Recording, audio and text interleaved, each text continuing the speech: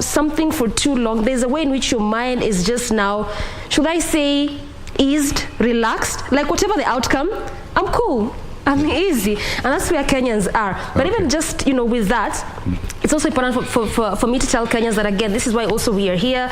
This is day 6 of this continuous tally process. IEBC has clearly just been receiving, the forms from the various polling stations. That is the Form 34As, together with the Form 34Bs from, again, the 290 constituencies plus the one diaspora constituency. That makes it 291. And I can tell you for sure that, at least in the past 2 days, IEBC has also just ramped up, the human resource there from 4 desks to 8. Now they are at 10, just to ensure that the verification process is quick and fast, so that they can be able to deliver and announce the results within the stipulated time in the Constitution. And that's also why we are here today. We shall be looking at the various counties in which you already have the results here at the Broadcasting House, just to give you a feel of what exactly is out there. And also we shall be making comparisons between 2013 as well as 2017 in respect to 2022. Look at how things have swapped. Look at how things have changed. What exactly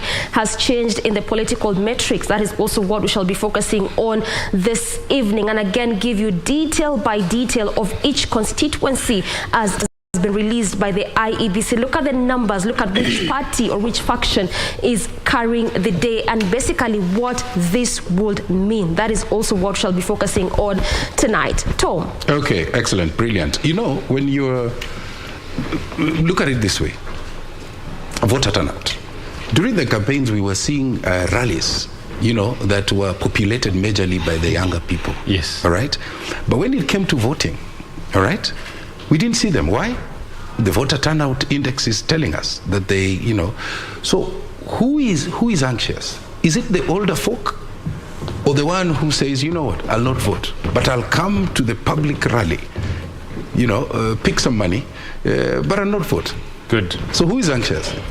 Is it the one who's showing us, I don't care about this thing, or is it you, slightly older ones? Both. How? Both. Essentially, human beings are driven by needs, right? So this particular populace or section of the population, the young people, they were there because of what they were getting. So that motivated them to be there.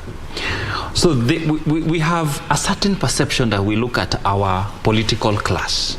You're here to gain. After you gain, you go for 5 years, I'll see you after 5 years. So when it comes to that particular position of actually deciding these 5 years, it becomes a challenge for them to wake up and actually do it. Why? There is nothing for me there. Good. There is this particular populace that's a bit advanced in age. Allow me to use a bit advanced in age. They understand the importance of this particular. Not young at heart. They understand the magnitude of what it means to have somebody who is aware of their aspirations and their goals. So that is a group that has heightened anxiety and very, very expectant. The other group is also expectant because the system is no longer working for them, i.e. there is no activities, so they are so much enclosed. The spaces, they are not in class, they are not going for their normal businesses. That is the reason why they're anxious, because they've stayed too much at home and nothing is actually moving on. That could be the reason why they're anxious. Not because possibly of the results. I didn't vote. And tell me, before I bring in my other panelists, the two leading lights, I know we have 4 presidential candidates. True. One has conceded. Yes. So Wajakoya is still in there. Yeah. And Raila Ruto. Yeah. Yeah. We're waiting for Chebukati to tell us. Yeah. Do they also go through this anxiety that the nation is going through? I ask that because earlier today, when we saw images of Raila in church in Karen, there's a sense in which you feel, and then immediately followed by Ruto, and you say, oh, there they are. We've not seen them since this process began. Yeah. So how important is it for these two leading lights to come together and call a press conference where they speak to the nation and tell them, hey guys, you know what, it's an election. We always have it after 5 years. Relax. I don't know whether that's practical. This is our wish. And I desire the two gentlemen can realize that how this country is greater. When you look at them, they cannot be left alone. They have to be surrounded by individuals, because also it's not easy for them. Never ever ever be told that it's easy for a presidential candidate anywhere in the world. They have to be looked at. They have to be told it's time to do this, you have to do this. You know, they are managed by people who are around them. Yeah. You cannot be left alone, because it is not easy. You can imagine somebody, being diagnosed by, a terminal illness. Even being communicated to is a challenge, because of, you don't know whether you'll be cured or you will not. So these individuals will not be left alone. They have to be taken care of. And I'm happy that the two gentlemen have people. I'm seeing them with their spouses, with close friends, and for me, that one represents that these individuals are taken care of. I would wish to beseech these particular individuals as a normal Kenyan, that after this particular process, they can found it in their hearts to actually, after Chebukati does his work, if I'm convinced with the results, fine. If I'm not, let me come out and possibly talk to the nation and tell Kenyans, this country is greater than any one of us. Because they will heal souls. Yeah. They will create an aspiration. They will create a bond. They will create cohesion. Okay. If then they can proceed with, if they will go to court with whatever they want to do. Yeah. But my wish is that they can come out the way they have committed, and I commend them for this, commending that Kenyans will never go back to what we have seen. Okay. And thank you, gentlemen, because you have stood to it. Yeah. Can you lead your people on the same path? Okay. This is what I beseech our two great leaders to actually do. Let me bring in Henry Ndidi, because he's a political and governance expert. Yes. If you look at the speech, I think it was Obama, when he was in the National Delegates Conference, the Democrats, the NDC, in 2004, he made a statement that still resonates with a lot of folks around the world. Okay? And it was something along the lines of, we are not red states, we are not blue states, we are not green states, we are the United States of America. Yes. As a political scientist, how important would it be for us to hear our leaders saying, we are not yellow, we are not blue states, but we are the Republic of Kenya? What does that do to us? It will inspire hope, and I think that is where we are today as a nation. We need statements that can inspire hope in us. We need statements that can foster the goodwill of a future that all of us are guaranteed of a good life in this particular country. Whether somebody supported the Azimio, the other one supported Kenya Kwanza, at the end of the day, we need assurances from our leaders that we are living and nobody is going out of it. Nobody is flying out of this country. We still need each other. Even those, there are realities that we can't run away from. If a political race has had 14 million participants, and these people are almost sharing half of the country, you can't govern this country with half of the population. At the end of the day, you need this other population. And you also can't think of seceding from a country that you belong to, a country that you've existed in for a very long time. So we just need goodwill messages and messages that inspire hope from our leaders. And coupled with that, Tom, I think this we also need it in our curriculum. What Mwaura is talking of, we need to find a place in our curriculum to establish mechanisms of managing expectation and managing outcomes. How we respond to the expectations and how we respond to the outcomes that emanate from contests or instances where we have been competing as factions. We need to establish that in our curriculum. Yeah. And it's good you talk about goodwill messages. Let me bring in Wakili Kidi Mwaga. Yes. You see, there's a lot of activity on the social media. Yes. All right? Various political party supporters posting, different results on the social media platforms. All right? So what happens if the results that party A posts is in conflict with the results that party B posts, and is also in conflict ultimately with what Chebukati will post as the final tally?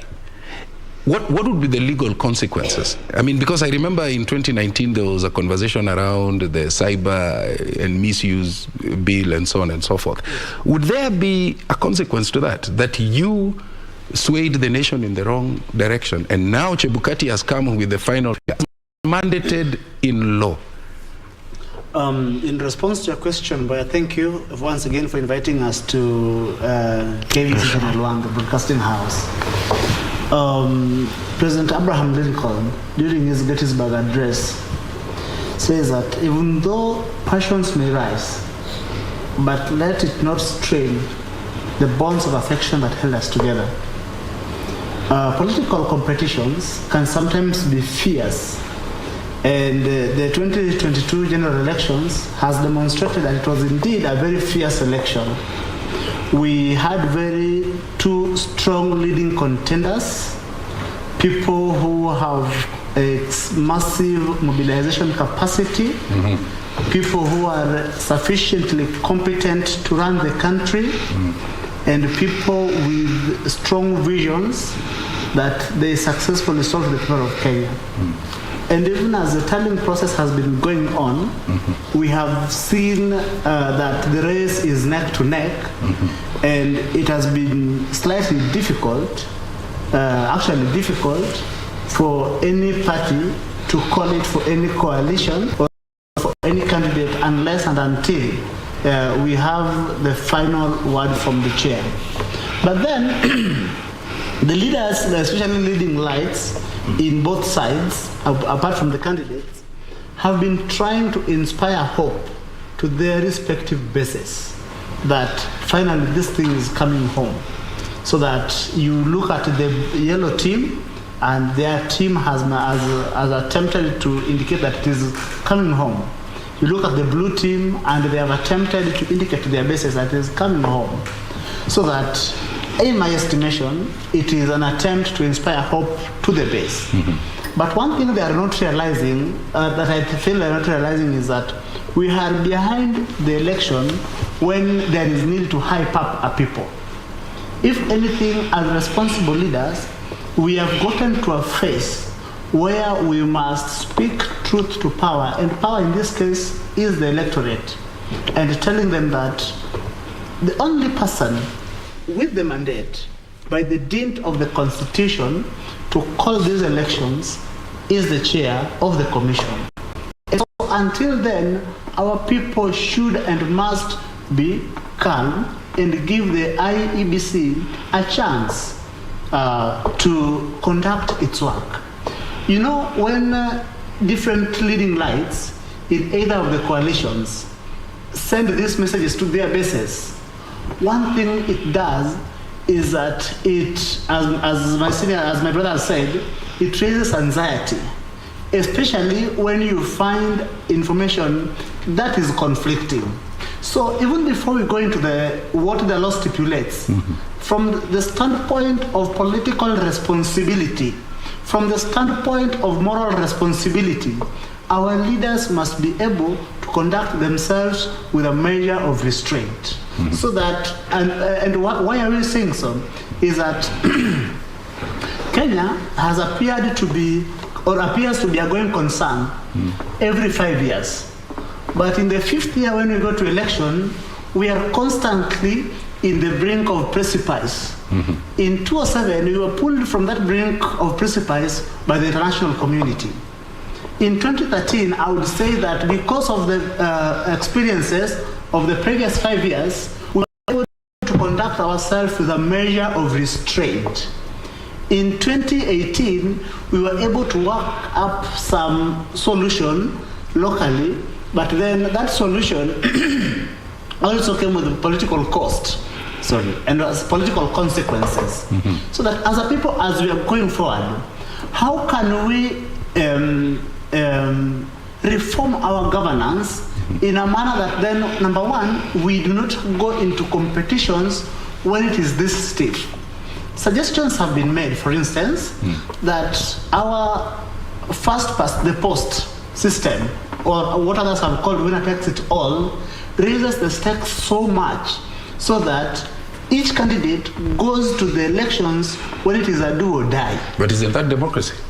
That is democracy, but then democracy, the rough patches of democracy can be tamed, can be smoothened and made better. For instance, there have been suggestions that instead of first past the post, why can't we try to embrace mixed member proportionate representation? That now when you go to the ballot, you don't vote for Mboya as a person, but you vote for the party that Mboya is in, and therefore it is on account of the strength of the vote that each party gets, then that is how the seats are distributed. Okay. Thank you. Let me bring in Didi, because I'm seeing he wants to throw in a comment. Throw in that comment, but also speak to this. People say that when you see, people posting this result, that result, to sway emotions, depending on what direction. Some people say it's strategic. It's part of, propaganda is one of the tools that they use, in politics. Yes, actually, that is the comment I wanted to throw in, that propaganda is an ingredient in the political broth. Yeah. And it's a very important tool to the politicians because they want to sway perception. As my brother said, at the end of the day, we want to inspire hope. As a politician, you don't want to inspire hope that we are bringing this country together, but you want to inspire hope in the electorates that they voted in the right direction, that whatever they voted for is winning. And that is why I'm talking of managing expectation. As a society, we must train each other. So for a politician, that makes sense. Whether they throw the information, they inform or misinform the public, it does not make any sense to them, because at the end of the day, they want to sway that perception. They want to inspire that hope in their supporters that whatever they elected, whoever they voted for, is winning that election. So to them, it makes sense. Now, we have these realities that we must speak to. We must manage how we communicate. And I think that is where you began from, that can people be held responsible for misinforming the public? But then that will bring in another question, another question begging, that in this misinformation that was carried out, how much they did misinform, and what were the consequences of misinformation? That will be important. And at times, I think in the course of law, and our brother is here, it might be difficult to tag a particular statement that was raised by somebody to an action that succeeded it. Because some of it exists in the subconscious mind. People make decisions earlier on that this is where we want to head as a direction. So they are only waiting for a simple trigger, such as a communication or a misinformation from their leaders, then they can be triggered to go on. So I think that is where we need to be. We manage communication, let's be responsible citizens. At the end of the day, we consider each other brothers and sisters, depending on each other, we need each other, and that is the most important thing. Before I get Gregory's reaction, I'd asked what the legal consequences were if somebody posts figures, for example, that are not aligned ultimately with the figures that Chebukati will post. And the reason is, we have history. We have seen bloggers, posting things and being reprimanded, being followed, being hauled into the courts. All right? Why? Because of thought. They are thinking differently. Actually, it is not because of thought. Yeah. Especially when you talk of bloggers, we have seen instances where people have misused communication tools, phones, and sets, and the law has taken its course. One thing about this election is that we do not see the police or even the IEBC flagging off such social media users. But then what is proper, what should be done is that the same way we have fought people who preach hate speech. Yeah. People who have been, we have seen how, and especially in 2013, 2017, the government was very thorough about leaders who are preaching hate speech. Yeah. In I think it's because of the 2 years we lost to COVID, we didn't see a lot of arrest in regards to hate speech. Especially now as we are handling this period, I think the instruments of justice, the police, the DCI, should be able to be on the lookout, for especially social media users who are posting figures that are likely to unnecessarily inflame the base. Yeah. And that are also going to, because especially if those figures will be at variance with what the IEBC will be posting, and then it creates a legitimate expectation or a false expectation in their base that they could be winning the election, while according to the figures released by the commission, their side may not be winning. I forgive your candor for speaking true to power. Power has indicated the people. True. All right? So, to what extent should also the people be held accountable? Because they are receiving information that falls under the cluster of fake news. And they're making decisions to internalize, that information. And what do we have at the end? A conflicted individual. Is it this? Is it that? Might Chebukati appear with another one? So how do these people? What's the factory set? How should they process this emotion that is such burdensome on them? Good. In you cannot not communicate. You communicate constantly. You go to sleep, you communicate. You wake up, you communicate. You yawn, you communicate. So everything you do, you communicate. I want to contextualize the communication, especially coming from either side of the political class. Having gone through an election, it was important and it requires responsibility from the quarters of our political class to agree within themselves that we have gone into the election. From now henceforth, it is us to wait for the commission that is mandated by the law to actually give us the figures, and whatever figures we will be having, it is what we'll communicate. What about the population? Yeah, the population we have in this country is actually coming up very well, but there are some quarters that really say the populace will actually accept what they've been told and what they've had, because essentially there is that admiration that we really have for different people. Leader X comes and says this, Leader Y comes and says this.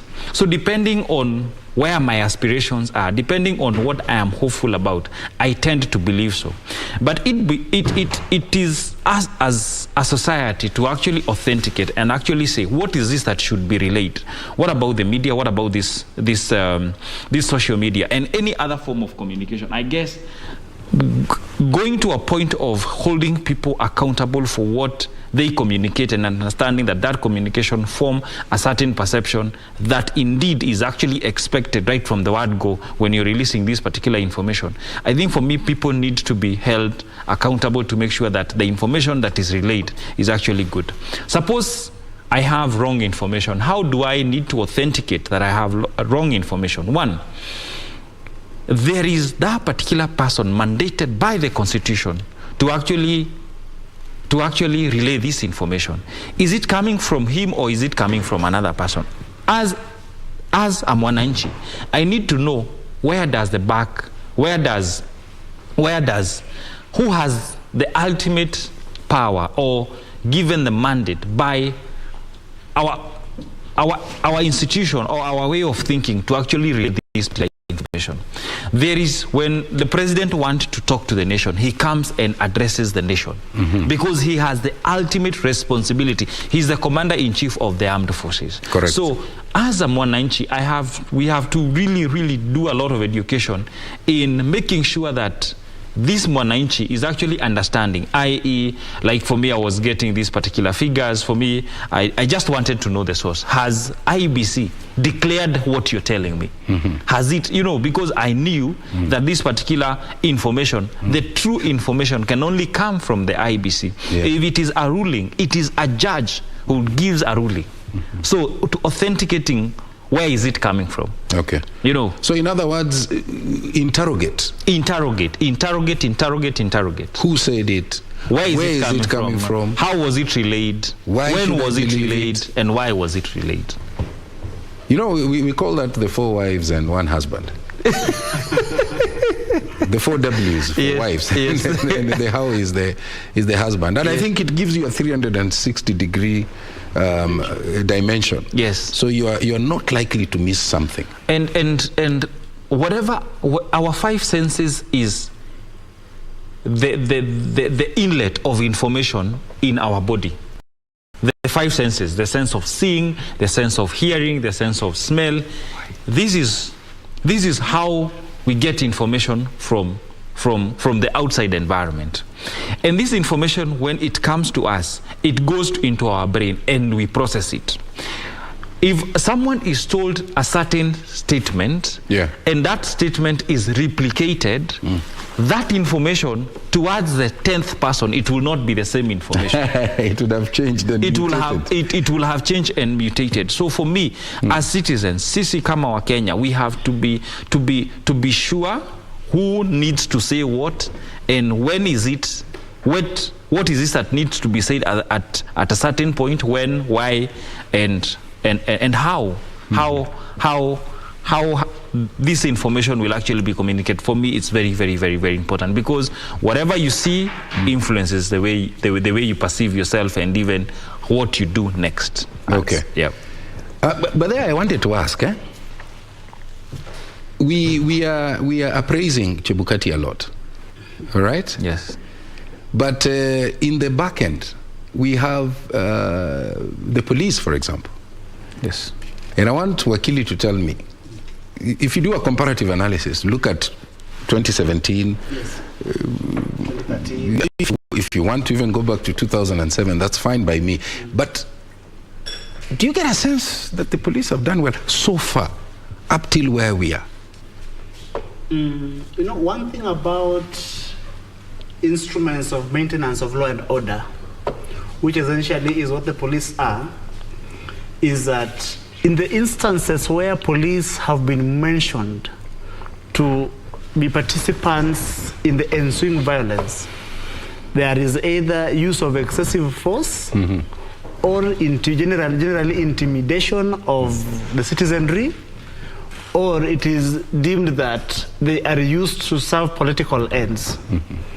In this election, as we can see, as we have seen, one thing that has come clear is that the police were able to provide security to both camps, which in my view, I think was a measure of professionalism.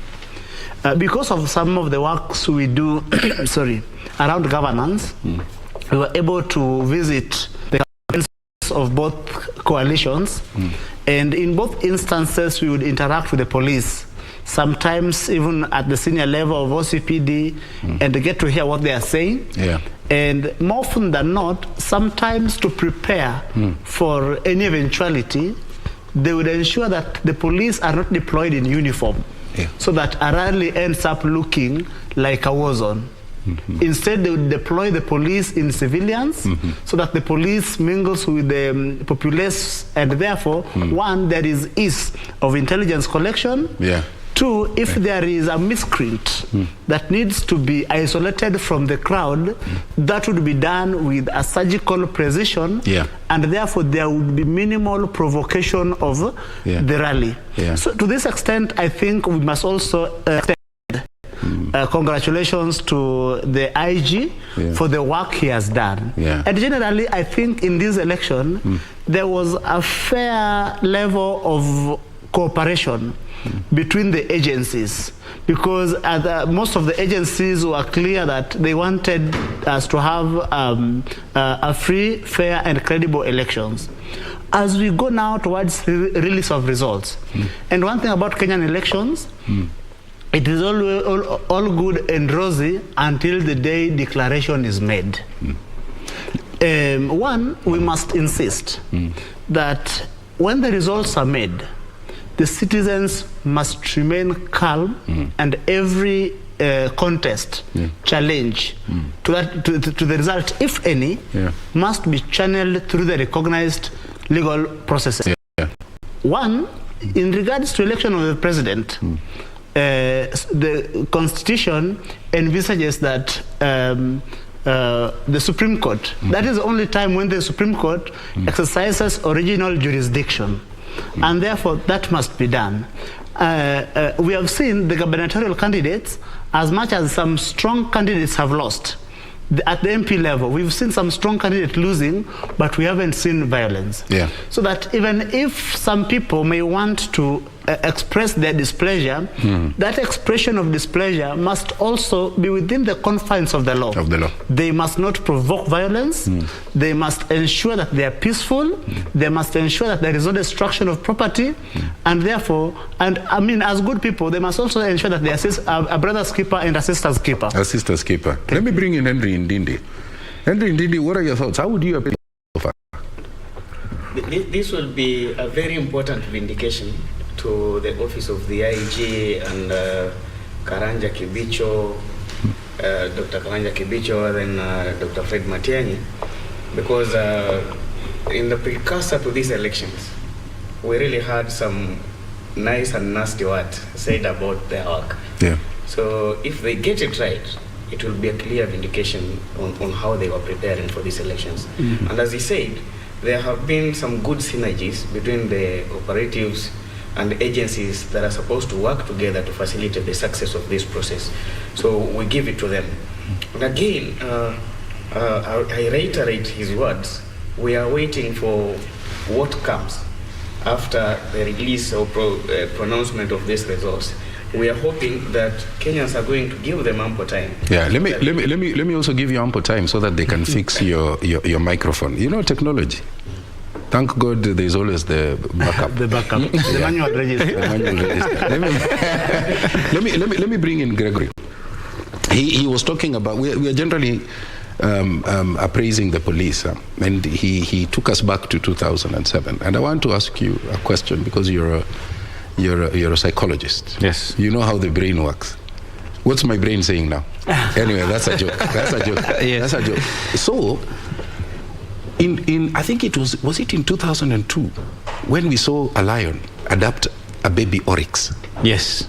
And it hit the headlines, not only locally, but also internationally. Why? It was such a beautiful story. But shortly thereafter, I also saw a story where a leopard, attacked a kangaroo, and killed it and climbed with it on top of a tree. And while it was preparing to eat it, it realized there was a baby. So it abandoned the mission of eating and took the baby and started taking care of the baby. All right? Again, it hit the headlines. So the question I want to ask you, because you're a psychosocial expert, if a lion can adapt an oryx, and if a leopard can protect a baby kangaroo, why would a human, whether in or out of the police service, kill a baby?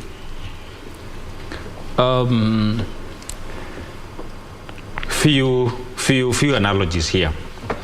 One, there is the analogy of the wounded inner child. The psychological blueprint of a human being is anchored on their childhood. How I'm stable today is either I have faced my childhood traumas or I have not faced them. If I have not faced my childhood traumas, my past, I'm still wounded, I will relate with my child exactly using that inner energy that is wounded. That is one. So if I have a wounded inner me, any relationship I will form, any business I will actually do, anything I will engage with, I will engage with it with being a wounded inner person. That's the first analogy. The second analogy, there is, actually in the army they say, if I'm in the battlefield and a child cries and I respond to it, that mission is aborted. Why? Because that inner being, that inner me, has connected with this particular child. If you see me destroying the inner child because I'm wounded, I'm not okay with myself. That is it. But if I am okay with my wounded inner being, then the way I would relate with this particular child is according to how I am from the inside. A wounded person continue wounding others. So it means, and sorry to interrupt, that anybody who projects violence or incites people to violence is projecting an inner struggle. Is that another way of looking at it? Yes. In our work we say, whatever you bring in my therapy room is a presenting issue, i.e. there is violence in this particular intimate relationship, a man and a woman. This is a presenting issue. What is the underlying issue? It may be an inferiority complex. It may be unmet expectation. It may be fear. It may be anxiety. It may be anger. It may be bitterness. It may be incubated pain because maybe my expectations have not been met. But I'm happy so far in this particular election that our political class, depending on how they saw Kenya is treated by international community, have actually brought a certain level of maturity that is truly admirable until this point. It is my prayer that the two leaders, Right Honorable former Prime Minister and His Excellency the Deputy President, that they will come out and actually give leadership to this country in this hour of need. That they will come up and really say, yes, it has Chebukati as power vested by him and vote cast by Wananchi. This is his result. Okay. Forget what Chebukati has said. Let's handle the results. And if you're not comfortable with the results, let's go to the Supreme Court. Okay. And in a way that we go back to our normal lives, we are able to educate our kids, we are able to live our lives, because believe you me, Kenya is greater than any one of us. In other words, life goes on. And I like that aspect that you brought of when the young child is wounded and your old self does not make time to go back to the young self and tenderly resolve those unresolved issues. Then there's this element of, because if you see people who are aspiring for leadership involves conflict resolution. True. And I want to bring in Wakili, Kidi. Yes. You see requirements, Yes. okay, to run for political office. You must have a what? A degree. A degree. You must have a what? Clearance from the HELB. You must have a what? Clearance from the EACC. Okay, all right. So, based on what he has just told us, and given that leadership is about resolving conflicts, leadership is about managing heightened situations like the ones we find ourselves in. Yes. How important is it, even in law, Yes. okay, to have another layer that says, we expect you folks to have gone through some 3-month course, all right, of building emotional intelligence. Yes. We anchor that it becomes the 4th, 5th, or 6th requirement. Why? Yes. Leadership is about managing situations like this. Yes. How practical would that be? Is it even there, by the way? Now, in answering your question, Yeah. let me repeat the words that American presidents have said every time they go to the Congress Yeah. to report on the state of the nation. They have said that each one of them say, I come to this hall to report on the state of the nation. Yeah. And as we perfect our union. We, the people of Kenya, are now almost 60 years a democracy, Yeah. or a constitutional democracy. And one thing about democracy is that it's a story that constantly gets better. There is no time it is perfect, but it can always be perfected. I was telling you earlier on that Kenya is a going concern for 5 years, and every 5th year, especially since the only time this did not happen was in 2002. You remember, since the introduction of multi-party politics, in 92, we had the clashes. In 97, we are having no reforms, no elections. And to tame that, to tame no reforms, no elections, the political establishment had to do the IPPG deal of 1997. Without the IPPG deal of 1997, we would not have gone to the elections. So in 2002, then we have a peaceful transition of power, and then immediately that happens, we are going back to square one in 2007. 2013, because of the experiences of 2007, then you realize that. So what I am saying is, we cannot be a start-stop. So is the law ignoring all these events? They are happening.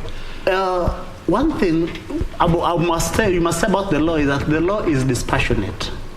But then, this challenge is not. It is not a legal question. It is a political question. It is an anthropological question. It is a psychological question. So that we must find a psychological answer to it, a political answer to it, and then tie it up in a legal superstructure. And therefore, as we go forward and as we perfect our democracy and our institutions, maybe it is time, when we are now saying that the model we are using, single past the post, first past the post, is a bit too competitive for our country. That in the time we go to the elections, our economic activities literally stops. How do we cure this? Then we say that as we are thinking that maybe we reintroduce mixed member proportionate representation to take away some of that pressures, we must also have to relook into the qualifications of those who are eligible for election. And one of them is that they must be given, say, a 3 months training on psychosocial interventions, for example. Yes, so that even as a president-elect, you have an understanding of the psychosocial needs of your constituency. You teach political science, is that correct? No, communication. You teach communications, but tell us, because you're a governance expert. Yes. Why can't we achieve? He has brought it out very well, and is very articulate. Why do we do things the same way over and over again, and then stand up and say, yeah? You know, Tom, if there was anything to heal and progress our country today, is what you've just suggested.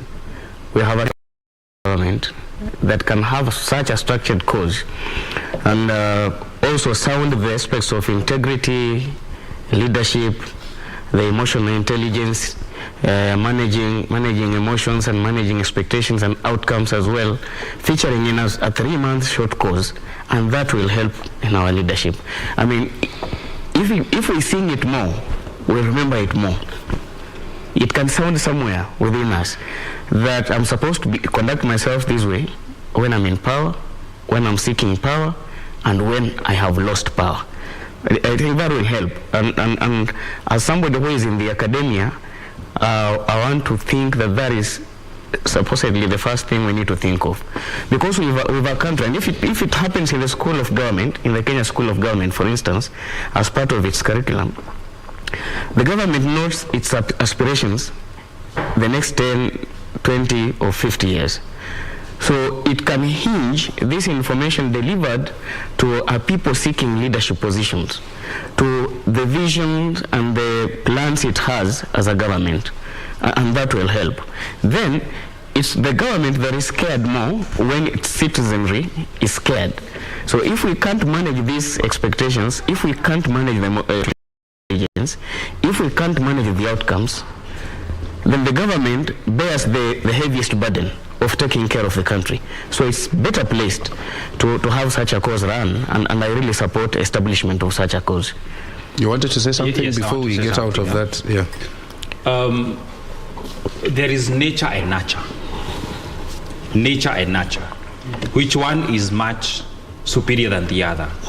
Both have to corroborate, but the nature has a bigger say. Why am I saying this? I think, coupling with what they have said, I would want to see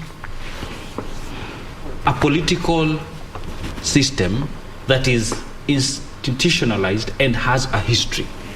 Allow me to share what I think about Tanzania. The CCM has produced leaders from independence. And these leaders, we have seen them. Why? Because they give a chance for a leader to come in very young, and they are trained as they go. And they are verified. When you have pressure, how do you react? All right? They are. And how do we do it in Kenya? After every 5 years, we have a new political formation. This new political formation is actually amalgamation of the existing politicians emanating from different parties. Why are they running away? Because as a society, we have not institutionalized that. So what he was saying, that it's a psychological question, it's a systemic question, it's a law question, and what have you, it has to start with us people, with institutionalizing our political fabric. Why? Because what we are seeing, what we are expecting, emotional resilience, it's a pity, allow me to say this, in a national television. Our political class, when we are vying, people come and they bring their money. But after they lose, they're like the tissue paper. They have families, they are broken to the core. And they also have the pressure from society that looks at them and says, look at this, look at this one. But this political party, they even don't want to think about them. They even don't want, it's a shame. The secretary generals in this particular party kindly think about the people who from nomination they lost. Yeah. Because families will never be the same again. People will have psychosomatic illnesses, pressure, diabetes, and ulcers. Why? I did this, and after that, they even would not pick calls because you lost, because you're no longer one of them. But however, in the formation of this particular party, you are in it. So I beseech the structures of this particular country's political party. People. Yeah, okay. But then when you on a lighter note, when you're saying calls are not being picked, maybe it's because you see people who are sent to positions of responsibility and power. I don't know whether it's because they become busy and their interests become full. It's difficult sometimes to access. Voters have voted now. Yes. These people get into the National Assembly, MCA, MP, governor, and once they get in there, they will never receive your calls. I'm talking about what's happening down at the ground. True. All right? So, my question is, you didn't pick all that 5 years that you're in positions of responsibility. So what moral authority do you have to complain that your calls are now not being picked? You see, what's the psychology? I'm communicating to the political party formation. Yeah. i.e., a good example is this. It's within the nomination of maybe Azimio or even Kenya Kwanza. There were people who are competing. Yeah. A certain number of people, only one, maybe amongst 10, has actually made it. The rest have lost. The rest have lost. Yeah. All right? Yeah. These people will go home. These people have families. These people have businesses. These people are very important as part of this particular society that we are in. Yeah. What mechanism does political parties have to ensure that when they are coming, they can be prepared? Oh, that's a good question, by the way. In fact, you know why it's a good question indeed? Yeah. Because there is a gentleman who was receiving his, we used to call it boom. I don't know what it's called now. The help money. The help boom. Okay? So while his friends are going, doing things, he's saving. So he has saved over a long period of time, and he was one of the candidates vying in this election, and he lost. So he saved all his help money, invested it to run a campaign, and now he's lost. I have an experience of a friend of mine who lost the previous election. He needed to move away from his locality. Family was broken. They went different sides with the wife. He was married? Yes. Oh, Mama left. The marriage was... It broke down. Yeah, I think it's better right? to... Yeah, that's a safer way. That's a safer way, yeah. I saw the way you looked at me. Needed to rediscover himself. Yeah. The only way to have rediscovered himself is moving away from that locality and migrating to Nairobi. Yeah. He stayed 2 years in Nairobi. Yeah. And when you met this particular gentleman, you knew he was not okay.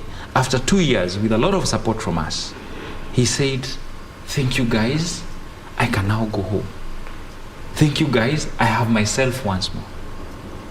So as a society, it is a high time within the political parties to organize themselves in a way that, yes, guys, come, you're part of us, you believe maybe in the ideology of this particular political party, we are going for these nominations, there will be a loser, there will be, yes, so how do we take, how do you wish to be assisted? I think for me it's very, very important.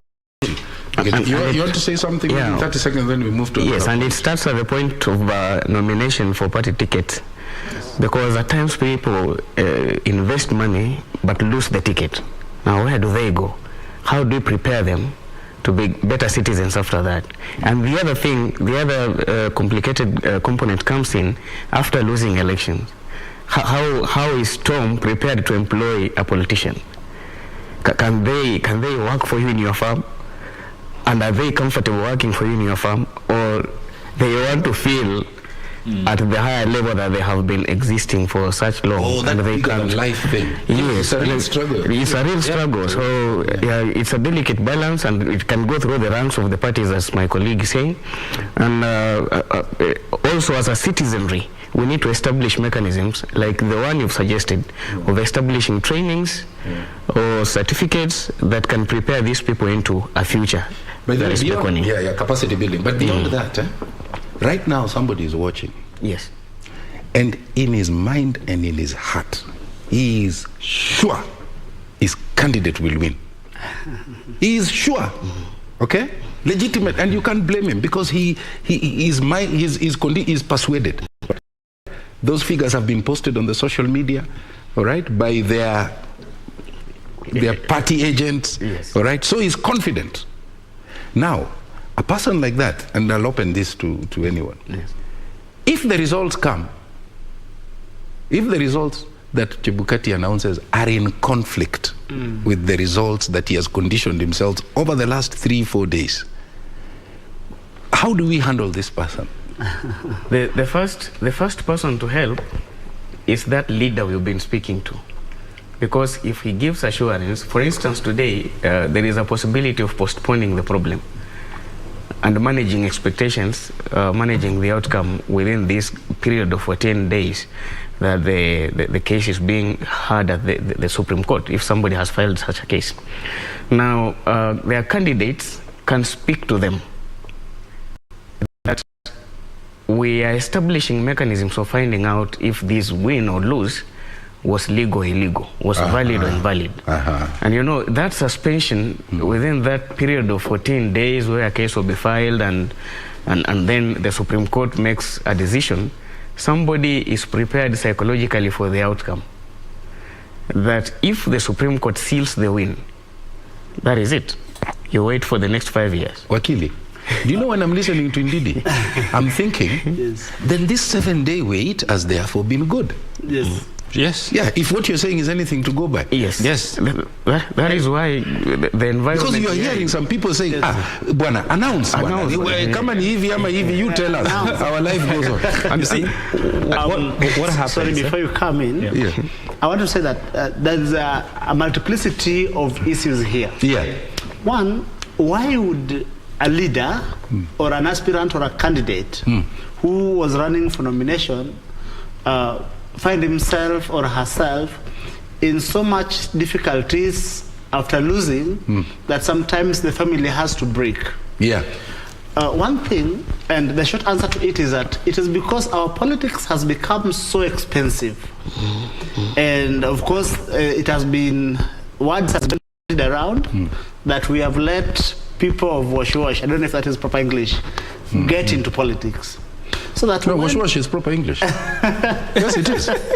Maybe it's interpretation that's open, but it's proper English. Yes. It's wash-wash. Yes. Yeah. So when we have people who have access to illicit money get into politics and influence politics, it takes the stakes so high.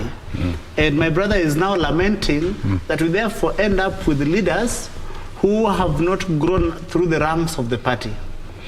When you couple this with, again, what he says about parties, politicians changing parties every election year, so that we have NAC today, you get to 07, you have PNU, you get to 2013, and the entire infrastructure of PNU is now TNA, and then that becomes, so that you do not know, people do not grow through the ranks. Yeah. That way, people are also don't find time to even discover themselves as leaders. Yeah. And therefore, we begin to place premiums in the wrong places. Yeah. We begin placing premiums on people who can make inflammatory statements. Yeah. For instance, and with all due respect, how could, for instance, Tibim and Chelala be a rallying call in an entire electoral cycle?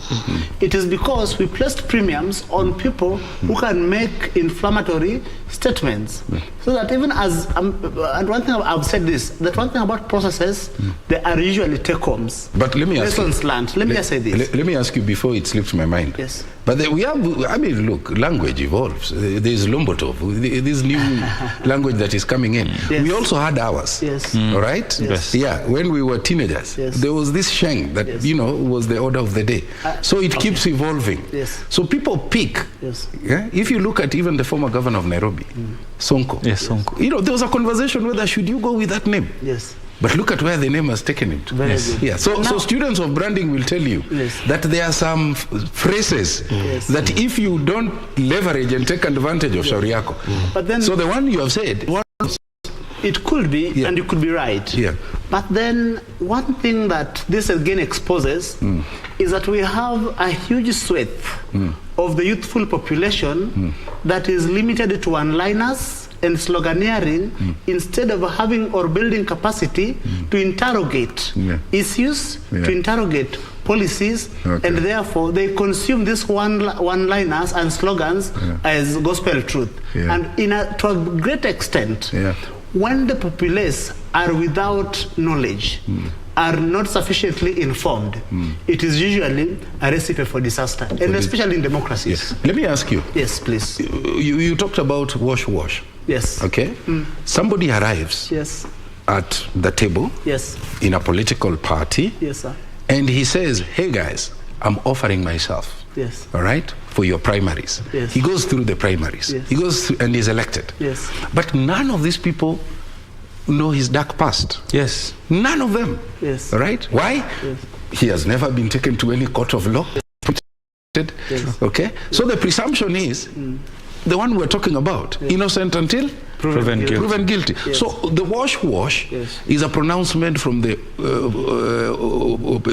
public court. Yes. All right? Yes. Okay? Yes. So how do we allow these people, and you're an advocate and you do a lot of work in governance. Yes. One of the reasons is because chapter 6 is not coffee. Yes. The question... People who don't have a legal mind like us, as we are told every day, there is something called chapter 6. Yes. It speaks of the issues of integrity. Yes.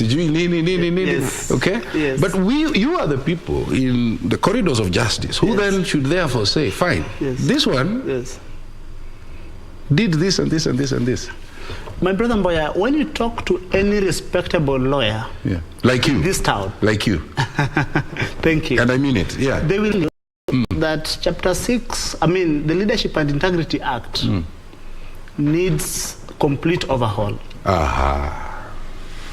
the Leadership and Integrity Act, which essentially is what gives flesh to Chapter 6 of the Constitution, we set the bar so low, while in the Constitution the bar is so high, so that there is a huge disconnect.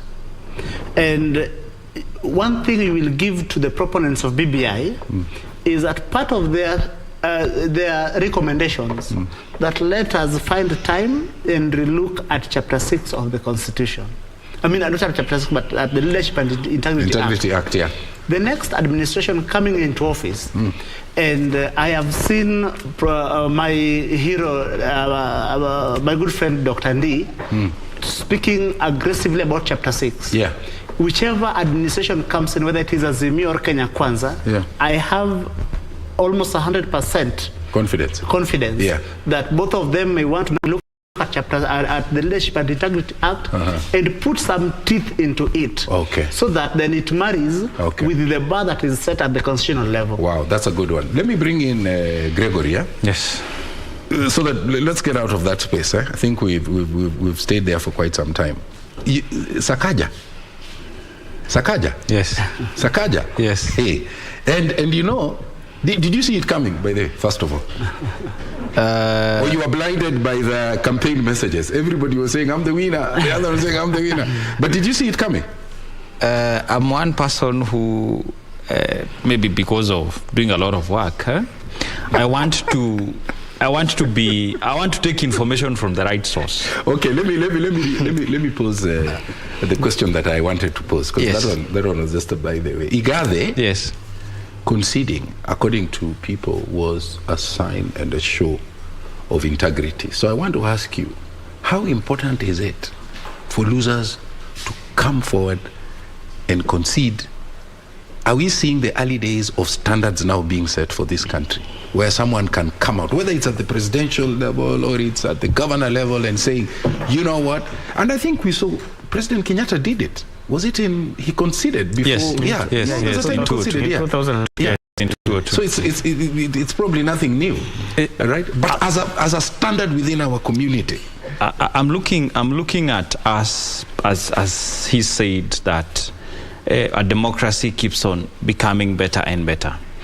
I think for me, I celebrate the human courage to actually accept, mark my words, human courage to accept what actually has happened. That represents that I was in here and I was all rounded. That I was so prepared to handle the loss and to handle a win. That represents a lot of growth, and it's commendable to him. And I wish we can emulate this. If you see somebody coming and conceding and actually agreeing, I think for me that is a leader who was prepared in the whole process, and they knew I can either get a win or I can either get a loss. If I get the win, I will implement what I promised. If I get a loss, then I am promising to support you. But at the end of the day, this is a democracy. I will actually, when you do something good, I will commend you. When you do something wrong, I'll castigate you. I'll say this is not right. Then you asked, what about that particular person? And by the way, I like Ali, you look so comfortable. The way you're sat. The director is telling me you look very comfortable. I think he wants you to sit straight so that you look good on the screen. Okay. Yeah, that's better. Thank you. Yeah.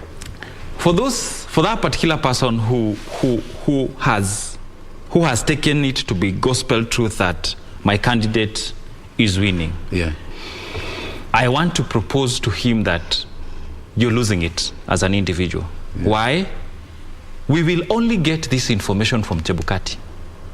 So wherever you have got it from, recheck once more. They don't have the mandate. Let me ask you. Yes. So, listening to you, before I go to Wakili, do you think presidential candidates prepare 2 speeches? Of course. Of course. So why don't we see it? Maybe it's, and I'm talking of lack of that Kenya, but maybe it's lack of that human courage to just they do like the saying I support, like I've seen it in the American civilization. apart from Trump who really, but I saw McCain, conceding. Yes, I saw. Even here in this election, I'm Yes. telling you, I've never seen such a high number of people saying, you know what? Even before Chebukati has spoken. We are maturing. We are maturing. Yes. We are maturing. But Our governance story is getting better. yes, but getting better. But also at the point of conceding, you have to wait Yeah. until the relevant person tells you these are the results, not really conceding because you've seen the numbers. No, wait until the whole process goes and you're told these are your results. That one represent, But because there is this theory that if I'm wrong, I want to tell myself that I'm wrong. I don't want to be told, because being told represent that this particular person sees me like I'm not okay. All right? But when I wait until the whole process is done, i.e. Chebukati comes and says, so-and-so, these are your votes, so-and-so, these are your votes, so-and-so, these are your votes, and the winner is so-and-so. I think for me, that is the best time to actually come out and really say, wow, Let me ask my you a brother, question. my sister. Let me ask you a question. Yes. When you lose, there's something we've been told as men when we're young. Panalia, don't cry. A man should not cry.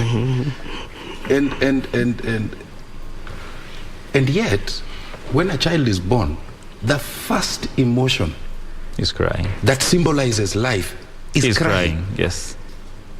So I'm thinking, is it a bad thing to cry? Is it a good thing to cry? Do you grow psychologically when you are shedding tears? What's the story?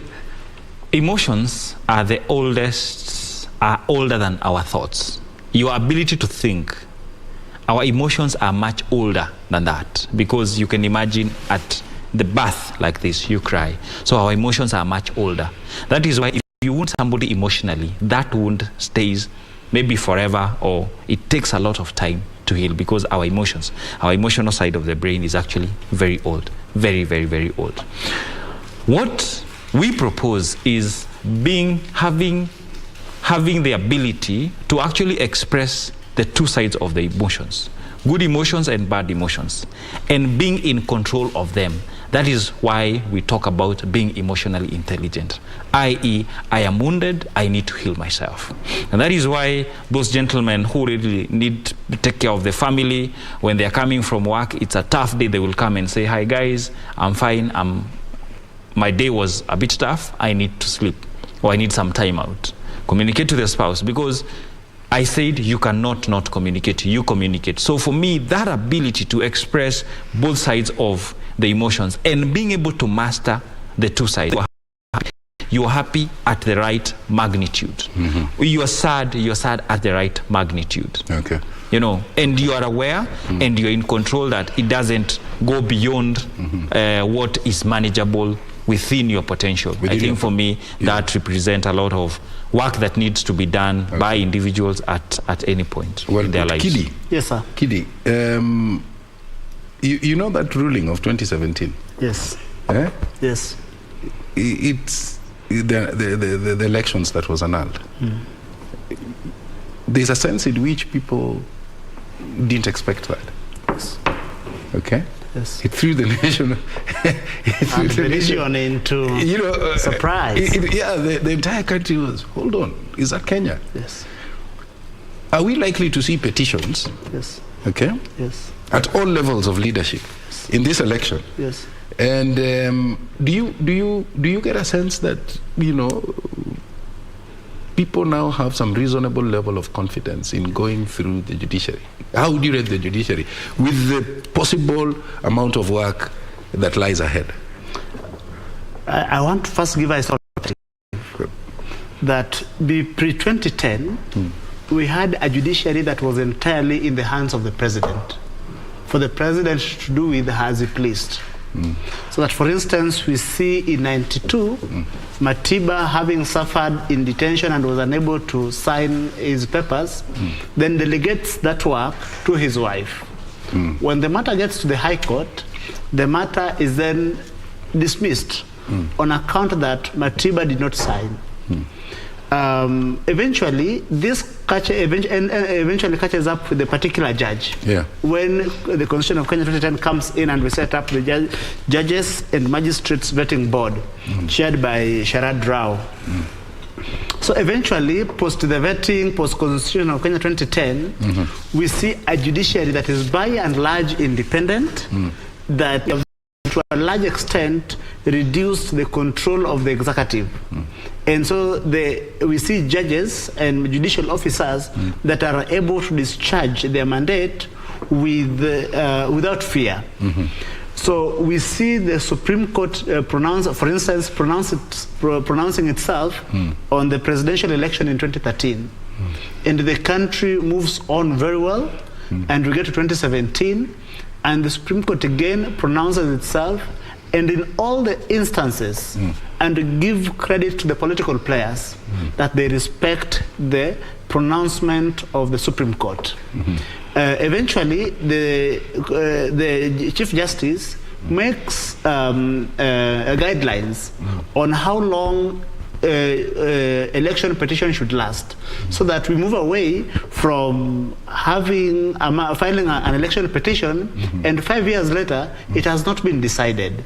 For instance, you remember the case between Fred Gumo in Westlands and Betty Tet. It took such a long time. Such a long time. Yes. So eventually, and these are also all the signs that our democracy, our governance is getting better. Okay. In 2022, and especially with the high number of people conceding, there are people that I know may not be satisfied with the outcome. They must take advantage of our judicial instruments and make sure that if there is any grievance, our judiciary has demonstrated that it has come of age. Beautiful. So as your parting shot, because I know I have to release you, and I thank you so much for always, responding to our invitation. Asante. As a parting shot, in reaction to what he has said, what would be your final message to those people who may lose, Yes.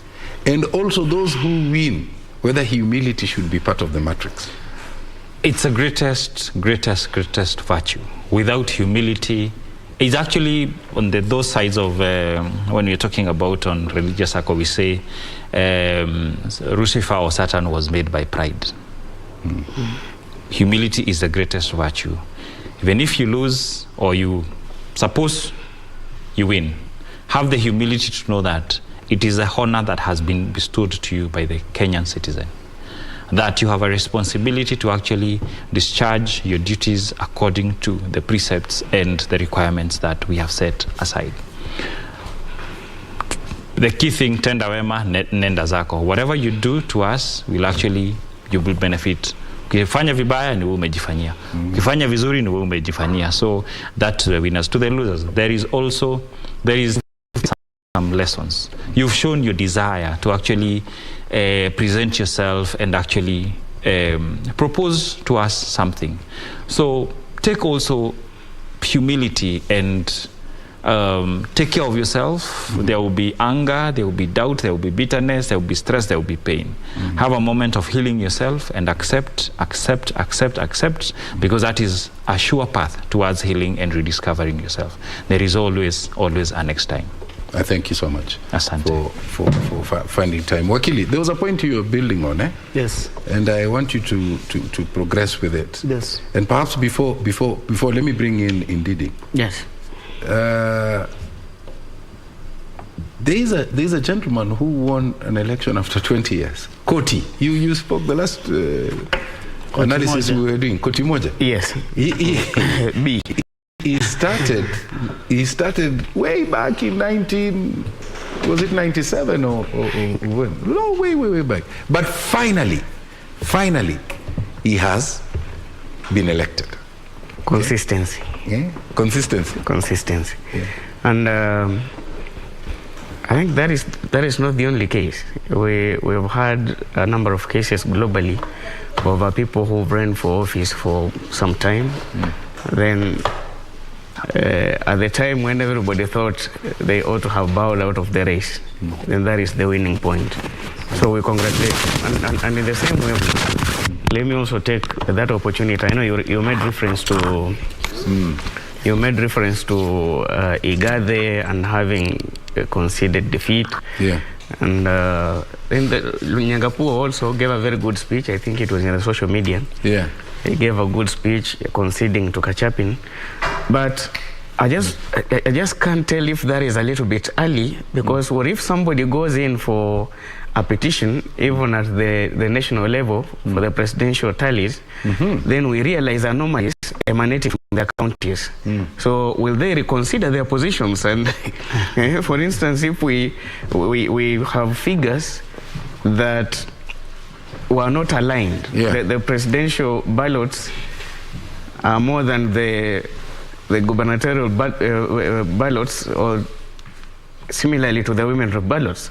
So if we find such anomalies like it was in the last case at the Supreme Court that you've just made reference to, will such a governor or a gubernatorial candidate who has conceded defeat reconsider his position or her position in rejoining the appeal, or the petition? So I think that is something we might want to ponder over. And at times when we have instruments of judiciary where we can run to the extreme end to exhaust every possible avenues that are there, I think it will be premature to concede early. Let me bring in Wakili Kili. Yes. Okay? Yes. And I'm going to read something, and as I read, I want you to comment. Yes. Okay?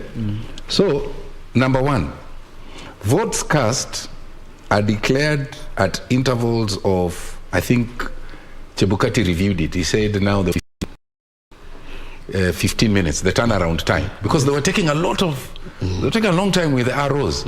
Okay, 3-4 hours. So he asked people to leave so that they could move faster.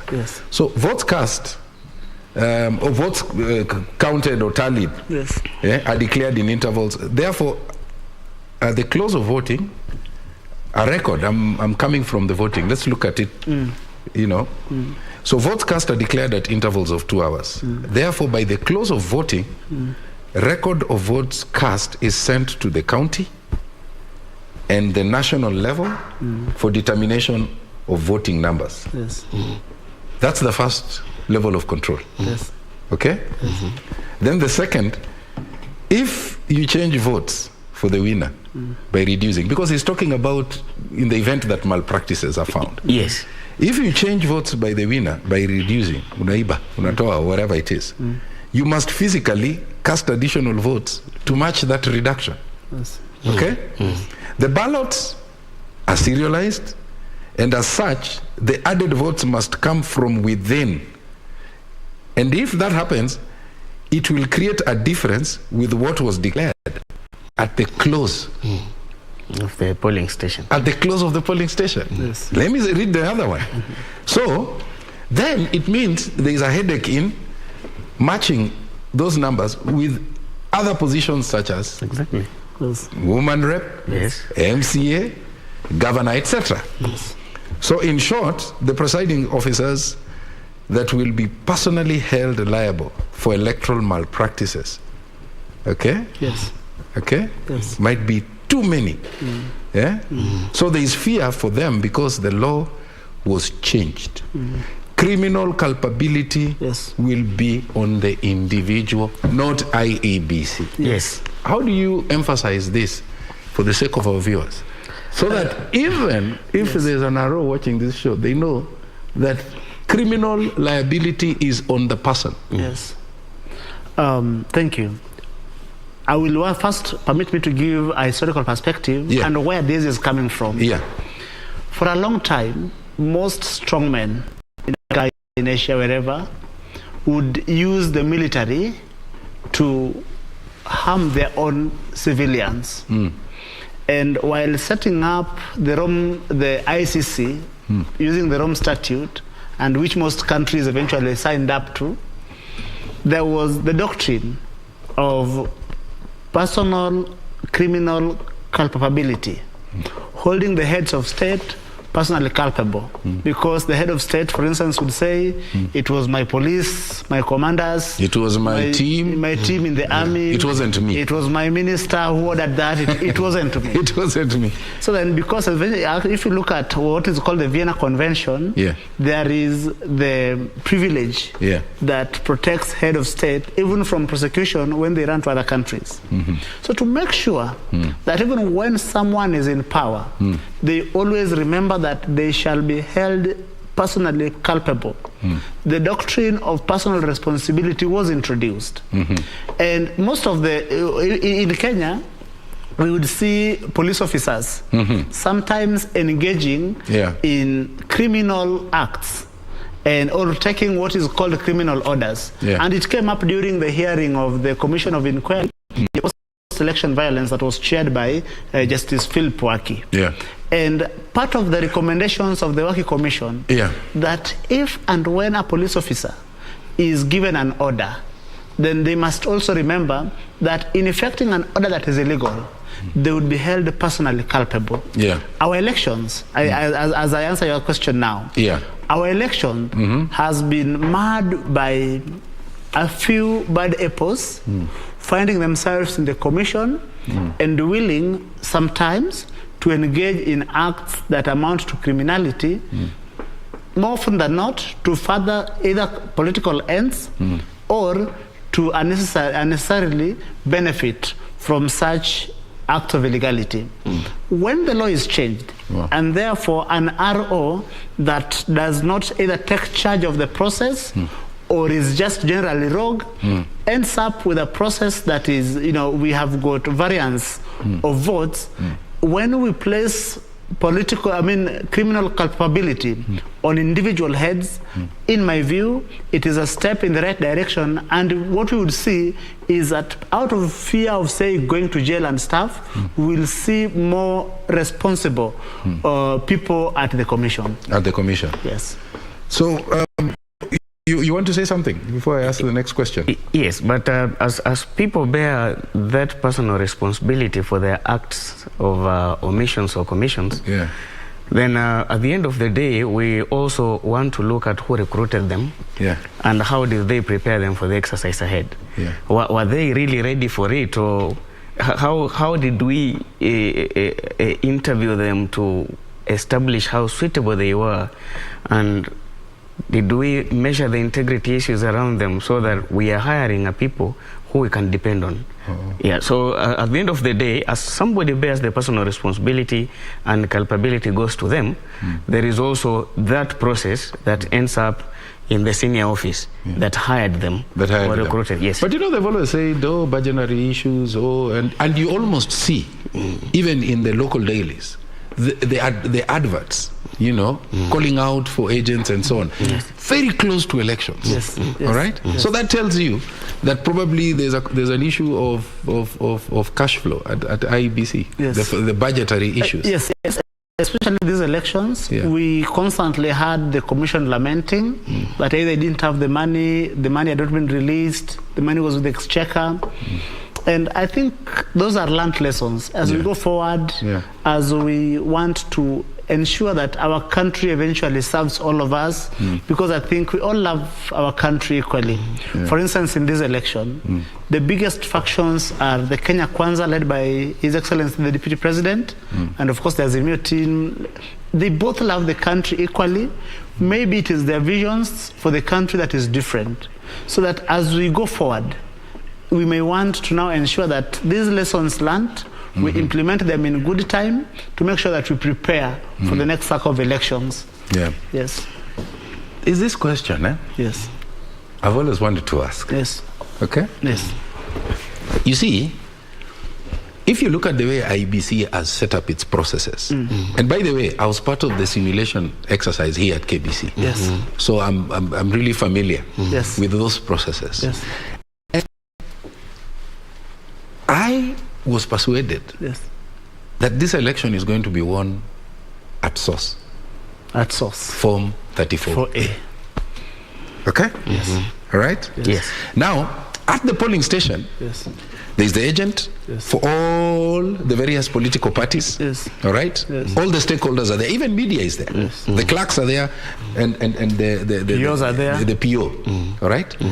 Once the voting is over, that polling station immediately transitions into a tallying center. Yes. So the counting begins in the presence of all the agents. Yes. All right? So the figure that is going to be entered Yes. on form 34A is final. Yes. True or false? True. That Isn't is it? how it is supposed to be. Yeah. Now my question is this. Yes. Because I've seen a lot of commotion activity at the Bomas. Yes. And I'm wondering, even if you look at the level of security there, it's so tight. Yes. But then we are being told that the election has been won at the polling station. Yes. So what are we doing in terms of... Now the question is this. Yes. Because I'm not sure whether these are some of the discrepancies you're talking about. There are some, I don't know whether it's true, right? You can confirm that. Some 34 years that agents didn't sign or something like that. Okay? That's not been verified. But the question I want to ask is, wouldn't it have made sense for political parties to make heavy investments at source? Actually, that is what they're supposed to do, Tom. In appreciation of what you're saying, actually the election is supposed to be won at the source, at the polling station. And that is where you need to invest in agents that can protect your vote at that polling station. But we have people with different appetites, like what he was referring to. So somebody decides to go into the system and just destroy a number of things. Now you realize, for instance, in the previous election, what we had in 2017 that was annulled, cases were in that a polling station has sent in 2 forms of 34A. So and have varied figures. So you are unable to verify which is accurate of these 2 when the final tally is being done. So we are hoping that if anybody goes to court this time round, if something of that kind happens, we will unearth other possible mechanisms of anomalies and every other discrepancies that people create to foster improvement into our electoral process, as he has said. I think that is important, because we have a possibility of people colluding, even with your agents. I mean, I can buy you tea, Tom. Then we make a decision to create another form, generate another form, and send. But now let me ask you, if you have tea with the agent and you generate another form, okay? All right? Okay? All right? Then it would mean you have to compromise the entire spectrum. Yes. Because remember, there are also other stakeholders, including local observers, international observers, who have confirmed that the initial figure that was entered on 34A is this. So if you are to compromise the agent, you have to look for the observers who also have a copy of that 34A. And then, so you have to look. But let's come back. Let's come back and then let me give you one moment to just turn it around in your mind, because we are going to Bomas, where Regina Manyara is. Regina Manyara, there she is. I'm waiting to see her on the screen. Regina, very cold at Bomas. Paint for us a picture. What's going on at Bomas, Regina?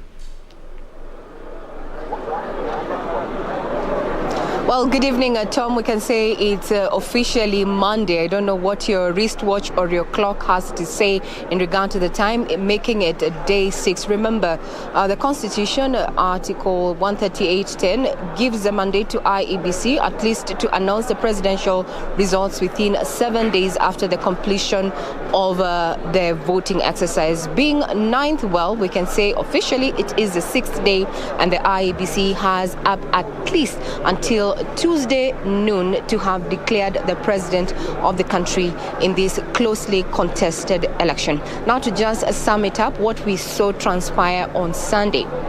Matters of security, it is now very difficult to access the National Tallying Center here at Bomas of Kenya, with very few people actually allowed within not just the hall but within the facility itself. On top of having a media accreditation or even accreditation by IEBC, you require your official national or or passport, as well as an accredited card, especially for the media, for the MCK, as well as your workplace badge to access here. Over the last few days, we have seen a series of disruptions with claims from various quarters at the floor of Uchaguzi Hall, where we are currently at, claims that there are some documents that are being snuck in, claims that there are people or other imposters within the floor, and IEBC has put up these measures to just continue to ensure that this process goes on flawlessly. Remember, Kenyans are eagerly waiting to find out who is clinching the top seat, and as far as the presidential race is concerned, remember, this is quite a close call, and if you have been monitoring even what the IEBC is displaying on its various websites, you will notice something that IEBC 48 hours or more has not been displaying the total vote tally for the presidential results. Maybe this is deliberate, but we have been having a series of updates in regard to, the verified and declared Form 34Bs. As it stands, we are looking at the number. The number is at 216 out of a possible 290 in the latest update there. So we have around 74 more constituencies to go. Among the reports that we got, or rather the updates we got, included diaspora. IEBC had taken ballot boxes to at least 12 countries, including the UAE and Germany, and the results came in. Just to sample what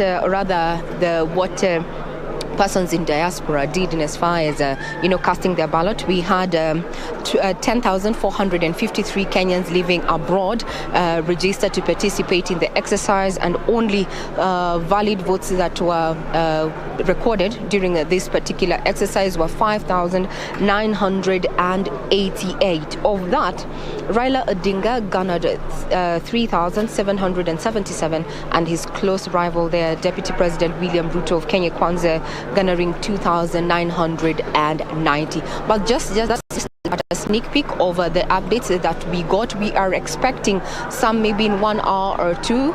If we go by what the IEBC has been doing over the last 2 days, we had an update yesterday at around 3 a.m. So we're expecting the same, and we hope to avoid a constitutional crisis there, and that by Tuesday at least, the country as well as the world will know who Kenyans picked in the August polls there. And other than that, what are we seeing? We're seeing a hall that is quite full.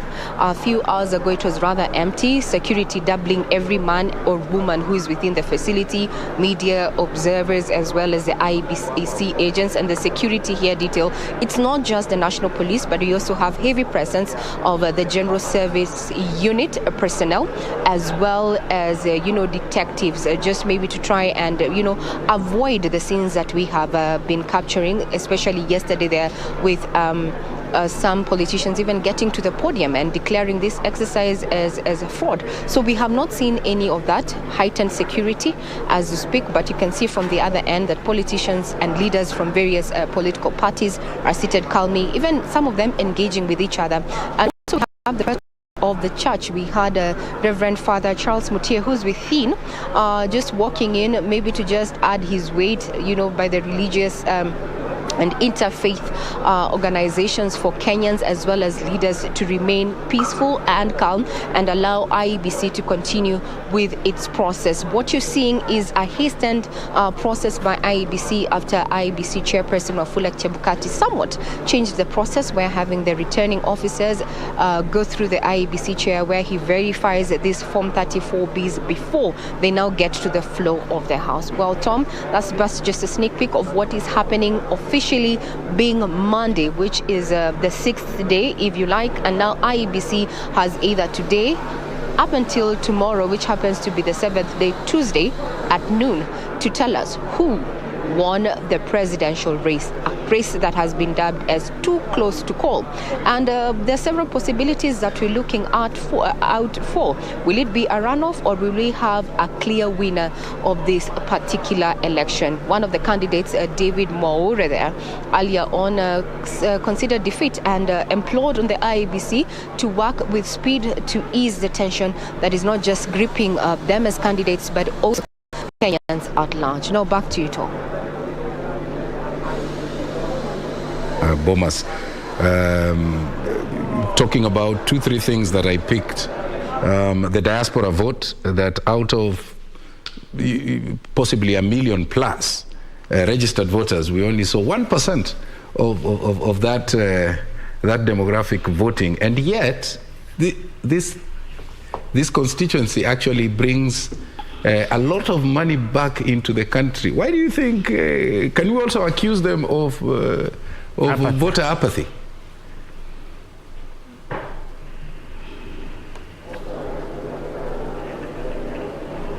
Regina Manyara, if you can hear me, only 1% of the 1 million plus Tom, registered voters in the diaspora. I can't. Oh, you can't hear me. It's okay. Anyway, let me thank you. I'll pose that question to my guests here. So she brings that aspect of the diaspora vote, and then there's also something she mentioned about scenarios of a possible constitutional crisis. But before we go there, yes, I want you to finish that point. Yes. Okay? Yes. I'll refresh your memory. In the polling station, yes, how many people are there?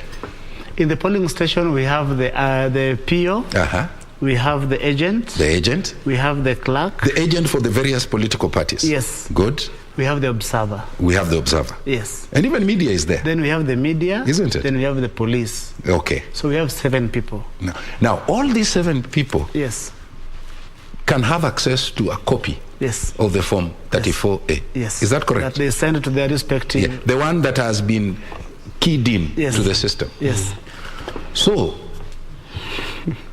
if you want to compromise that result, yes, you have to, because everybody has a copy. Everyone has a copy. And it has data that has been inputted. Yes. So if you call one agent, yes, and when you may attend, yes, this information that has been keyed in, that is in possession of these other stakeholders also, yes, remains with the others. With the others. Yes. So you will do your thing, you'll cool your money, but this data, yes, is the one that is going to Chebukati. Yes. Is that a fair statement? No. That is okay. You want to go first? Okay. I think that is a fair statement. Yeah. But then one thing we have also seen, yeah, is that as the verification, and we are told that this form, yeah, from the polling station, when the counting is done, yeah, the tallying is done, yeah, then it is sent to 2 places. Yeah. First, it is sent county, yes, yeah, and then the other form to the public portal, yeah, at Bomas. Yeah. So yes, the other person who has a copy is the 45 million Kenyan. And then we are told, yeah, that while verification was happening, that actually there's a problem about our elections. The point at which problems begin to emerge is during transmission.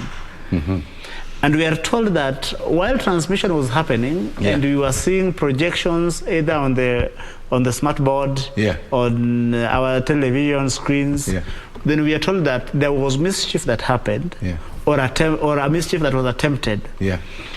So then the commission, in its infinite wisdom, yeah, invites all the parties and says, bring your people, yeah, so that we do physical verification. We reconcile, yes. We have been told that, yeah, even in an attempt to reconcile, yeah, there were attempts to snatch forms, yeah, and introduce new ones. Yeah. And so what I have seen from my observation of this process, yeah, specifically these elections, yeah, is that I have seen a more resolute chairman to the commission, yeah, who was able to, in one bit, attempt to secure the integrity of the process. That even in instances where, say, potentially new forms have been introduced during physical verification, that I think he has taken measures to safeguard that. For instance, we have seen today, we have been told that the smart board is no longer projecting. By the way, is there any legal consequence to that? I don't think, or he has liberty. He can assess the situation and he says, you know what, I'll hold on, yes, until you people behave. Yes. So I think that is also measures that has been put in place to ensure that what eventually ends up being announced is not one at variance with any misleading figure that may already have been sent there. Okay. And so that it means right now, if any side of the political divide begins to communicate to their people that it is this or that, then the commission can come out and say that as, say, 12 hours before or 24 hours before, because we are looking at midnight for the commission to pronounce itself. Because it's midnight now, eh? Yes, it is. Actually, it's Monday. It is Monday. So we are looking at Monday, midnight. So it's today. Yes, it is Tuesday.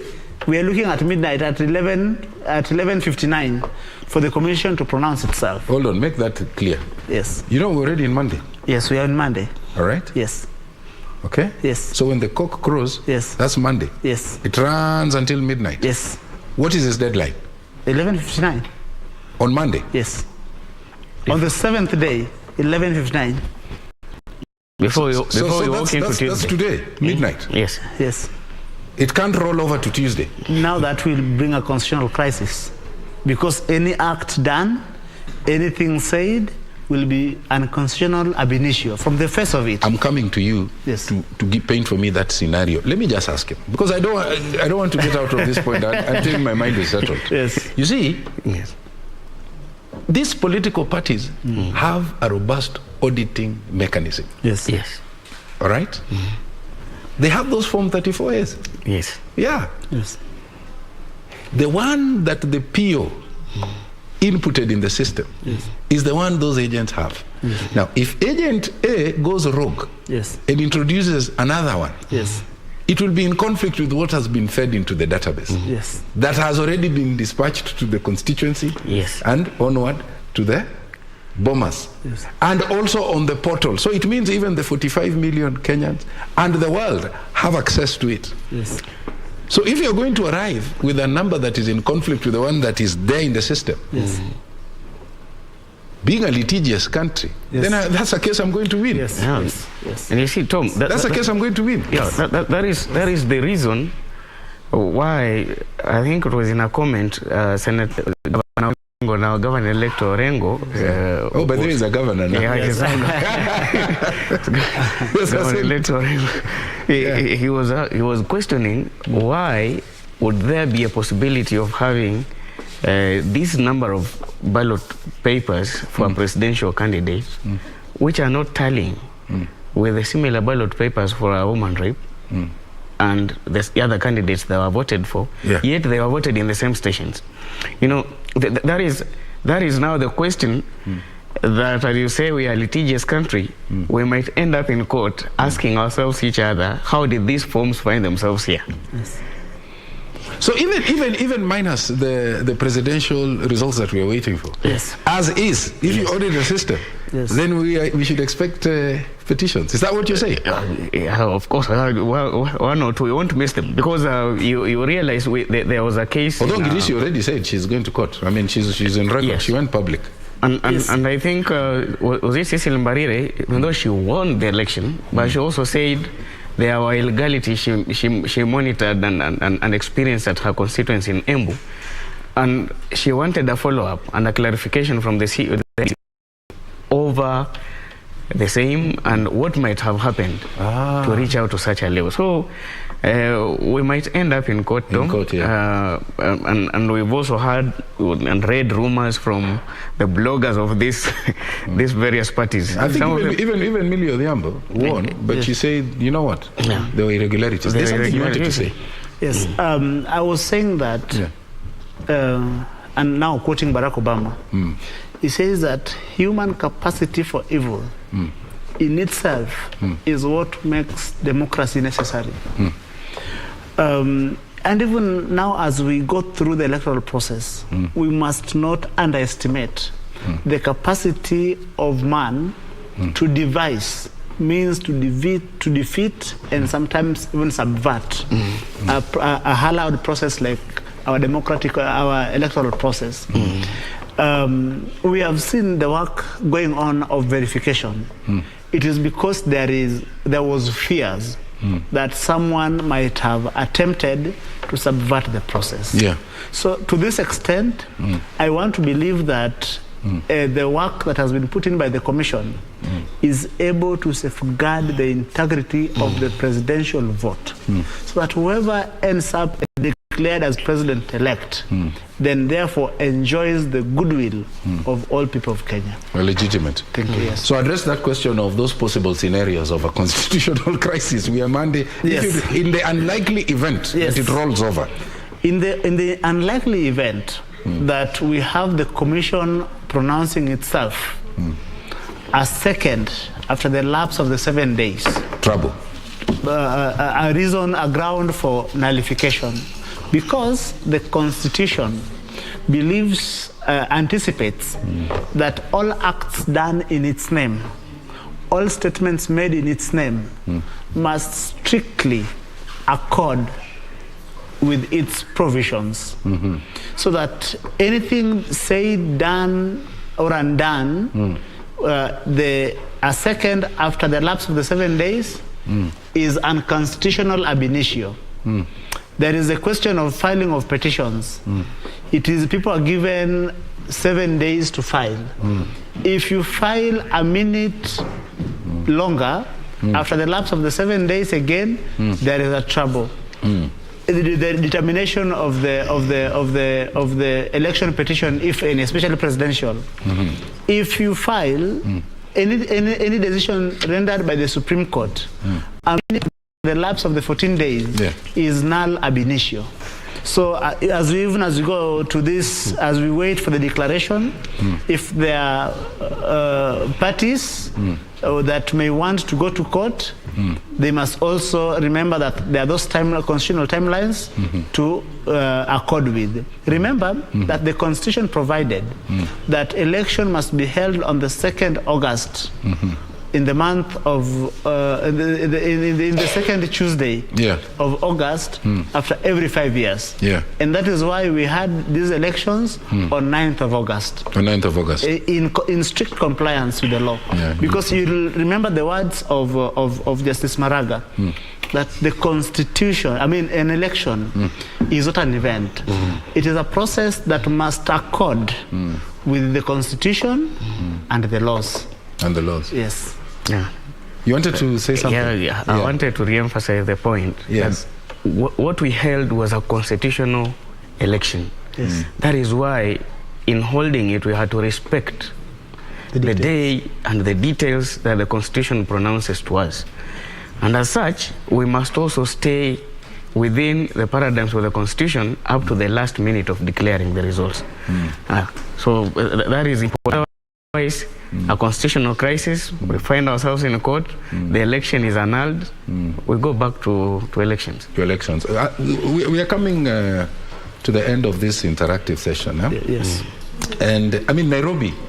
Nairobi is important. Important why? It hosts a number of... It is a seat of power. Hosting a number of United Nations agencies. It's so critical. Yes. If you look at even the geopolitics. Yes. And that's why I'm asking the Sakaja question. When he was receiving, when the RO, I think it was Mr. Gogo or somebody like that, when he was announcing Sakaja as the winner, he read out his passport number.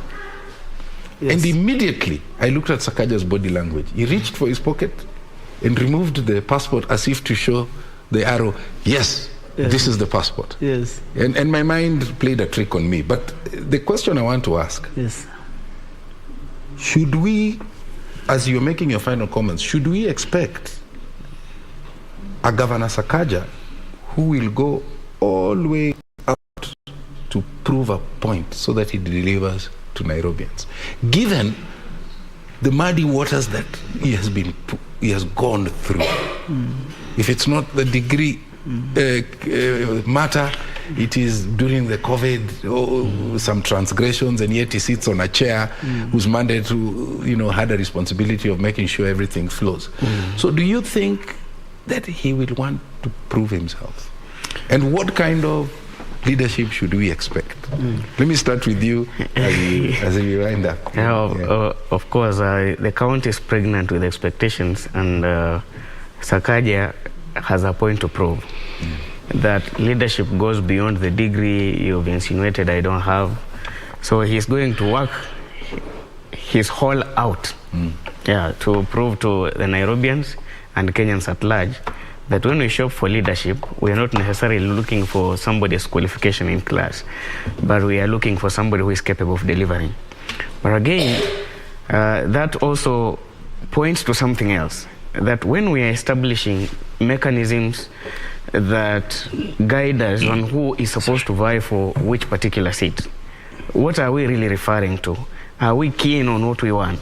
Or somebody might circumvent or subvert the direction everybody wants to take and the spirit that we want to aspire as a nation, so that they generate their own path and follow that.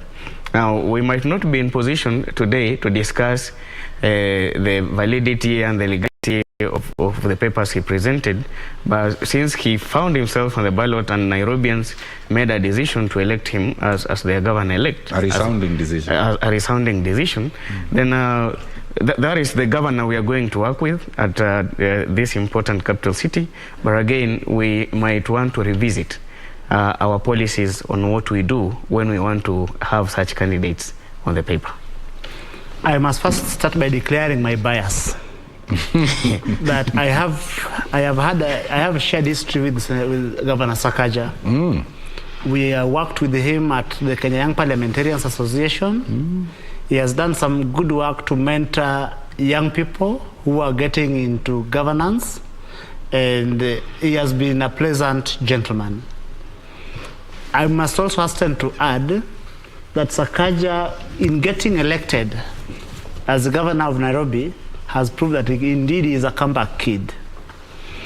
I am one of the people who, in the heat of the moment of on the questions on his credentials, when his credentials were being questioned, I was one of the people who held the view that he should have withdrew from the race, because Sakaja had built a beautiful political resume that some of us were scared that was going to be jettisoned, to be spoiled, to be destroyed in that moment. But then, and I'm sure that this is something that people must have mentioned to him, people who are around him, because around the elections I didn't work with him, I didn't work with his campaign.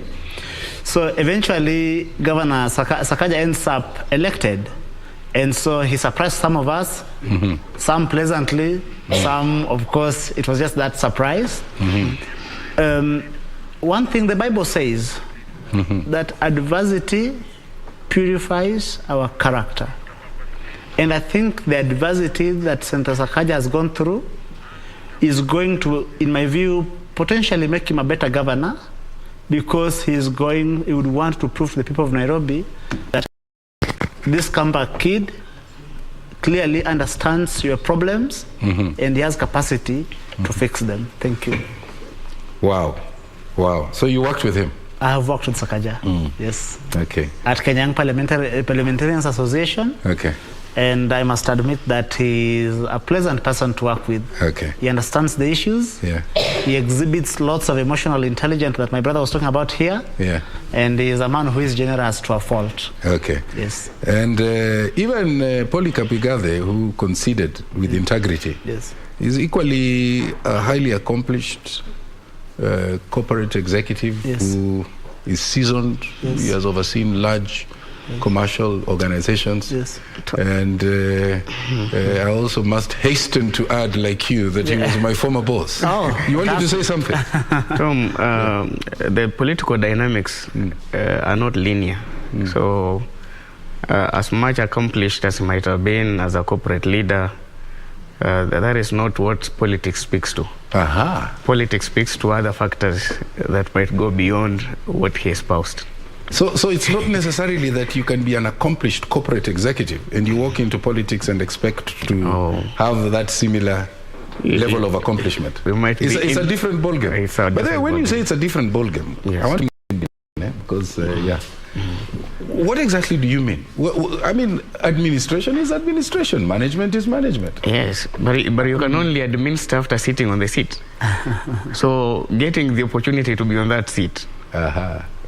I would say is where the this. dynamics run. Yeah. Okay. I would say this. Yeah. We have always had this phrase that good economics is bad politics. Good economics Is bad politics. And bad politics is sometimes good economics. Yeah. And I think here we are speaking about management. There are values that you inculcate within an organization about discipline, about performance and stuff. But you realize that when you come to politics, people are more often keener on instant rewards than putting in the work and stuff. And so, well, I think that Governor Igathe has got advantage of age to begin with. And I think that he would also properly learn the side of elective politics. And I mean, he could potentially end up as the CEO of this country someday. someday. Yes. All right. Yes. Well, we'll wait and see. Doreen. Doreen is next to her smart board. Doreen is turning to camera 4 because she wants to speak to you on her smart board. There she is. She's the smiling lady. Machine. Doreen. Forever smiling. Forever at peace and at ease. Yeah. You should project that to the viewers out there. They're quite anxious. Yes. Tell them what the secret is, Doreen. The secret is just take life as is, and whatever you can never control is beyond your control. Just live it. All right. Okay. What do you have for us? Okay, I want us to quickly look at what we have at exactly 20 minutes past the top of the hour. I mean, it's really interesting. You know, this is 20 minutes past midnight, and we are here bright like this just to give you the latest of what is coming from the National Tallying Center, as our very own Regina Manyara, you know, just came to us and told us that so far we were at 216, leaving us about 74, 75 still remaining constituencies where we expect IEBC to release those results. Remember, we're talking about the Form 34As coming all the way from the various constituencies, together with the Form 34Bs from the 291 constituencies. And so what we gathered there is that at least the diaspora constituency is already there, and you know, those results are out as per IEBC. So we are really looking at just them, you know, staying within the constitution. And today being a Monday, so we are hoping that latest, if everything goes well, at least by late closure of business this Monday, or if it might stretch, then they have up until tomorrow, which is on a Tuesday. But right now, we just want to look at some counters and look at how the tally has fared in so far in respect to what already IEBC has released. That is the constituencies results there, and also we shall be doing a comparison between 2013, 2017. Just look at how the political matrix has changed, what has informed that, and what this may mean at the end of the day. But that also, this is the first time whereby you're having this kind of results just before they come out to the public in terms of verification. That's why you're seeing the process rigorous as is. And also this was occasioned by, you know, the 2017 nullification of the presidential election result on matters of illegalities and irregularities. In fact, at that time, there was that issue of whether or not IEBC had verified those results. And just as I've mentioned to you over time, is that going by the lawyers that were representing IEBC as at that time, their response was quite scanty. And this is what has also resulted to just seeing the IEBC employing this entire process, much as the results are already inside the portal and anyone can have access to it.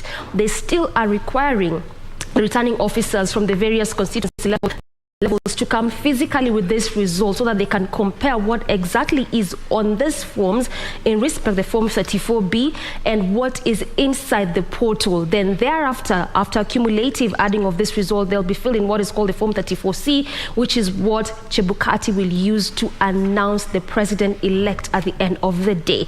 So quickly just look at some counties, and perhaps you can just begin with what is happening in Vihiga.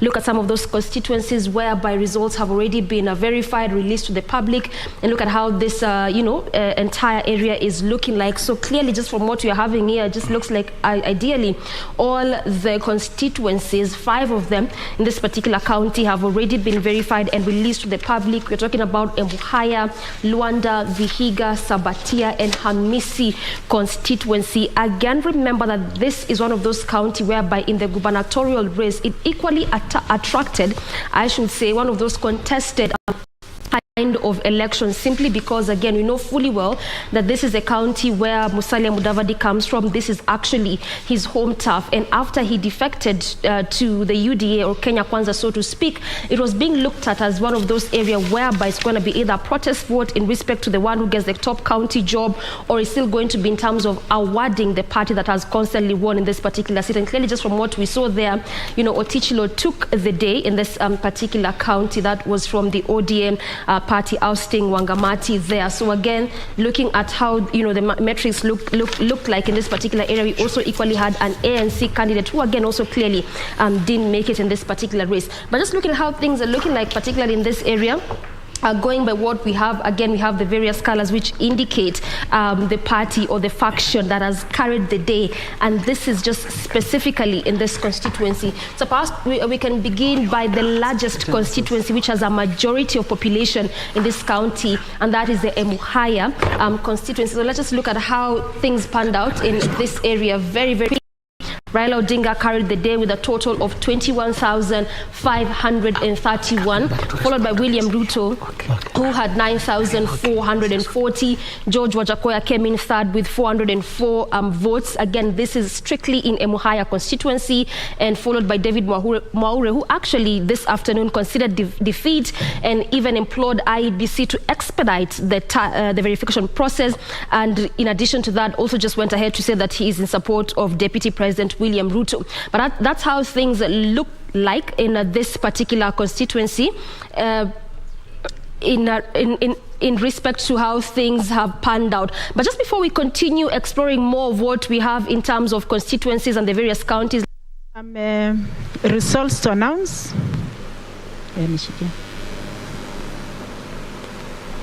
I have some results to announce.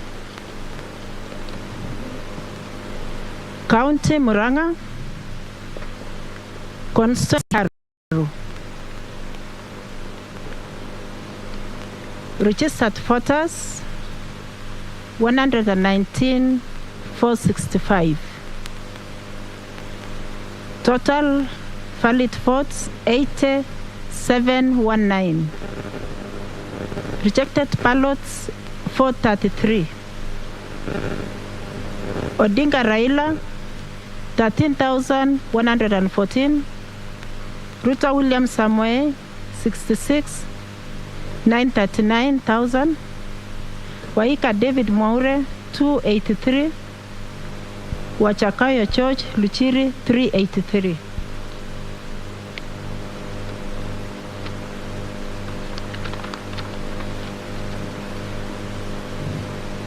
Kilifi County, Kaloleni Constituency.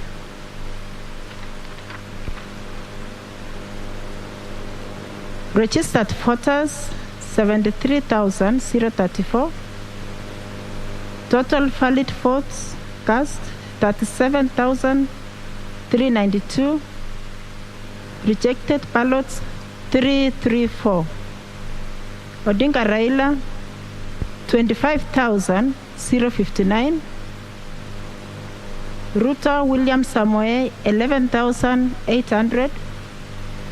Waika David Mwaure 175. Koya George Luchira 358.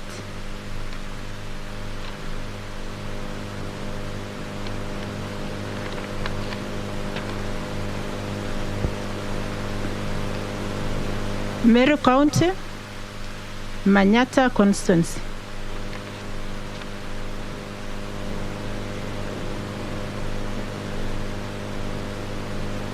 Registered voters 106,970. Total valid votes 69,061. Rejected votes 559. Odinga Raila 8,601. Ruta William Samoei 59,915,000. Waika David Mwaure 163. Wachakoya Church Luchiri 382.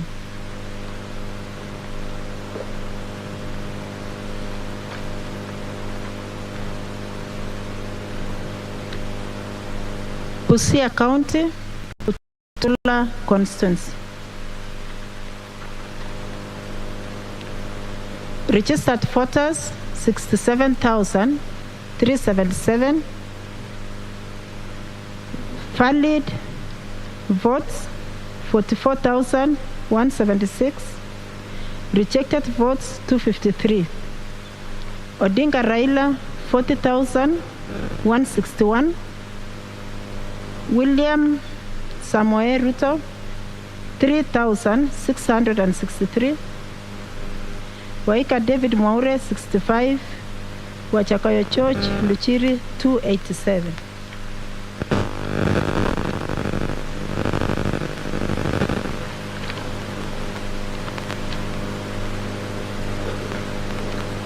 Isiolo County, Isiolo North Constituency. Registered voters 67,354. Total valid votes 42,382.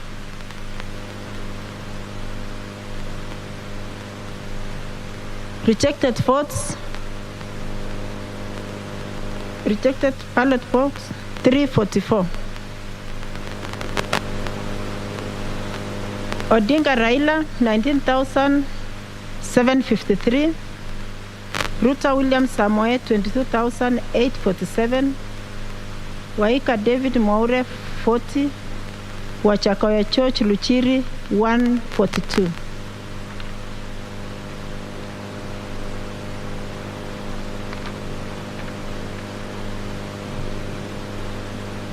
Mandera County, Mandera South Constituency.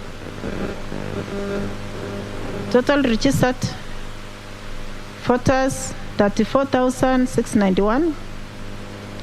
Total valid votes 24,459. Rejected ballots 110. Odinga Raila 17,034.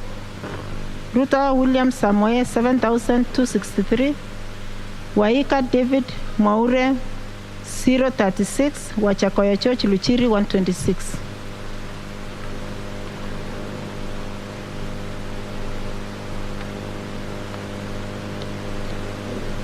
Tana River County, Karsen Constituency. Registered voters 55,453. Total valid votes 35,244. Rejected ballots 411. Odinga Raila 17,200. Ruta William Samoei 17,853. Waika David Mwaure 43. Wachakoya Church Luchiri 148.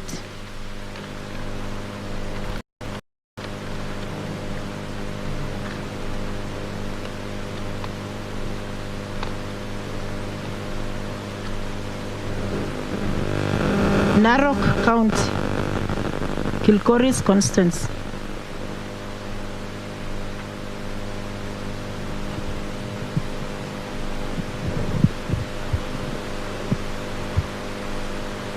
Registered voters 76,895.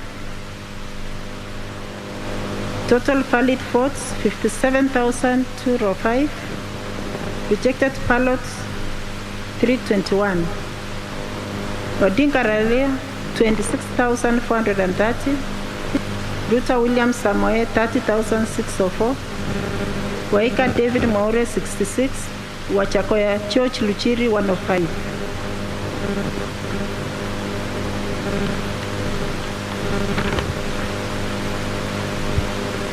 Migori County, Kuria West Constituency.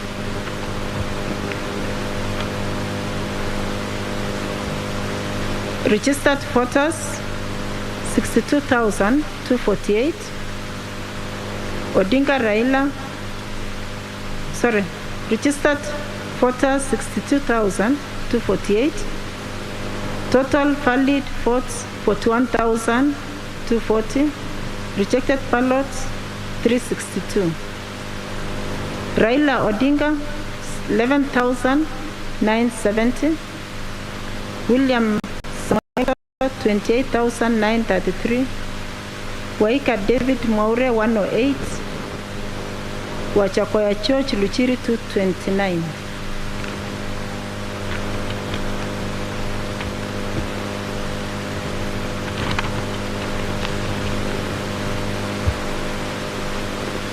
Taita Taveta County, Wundanyi Constituency.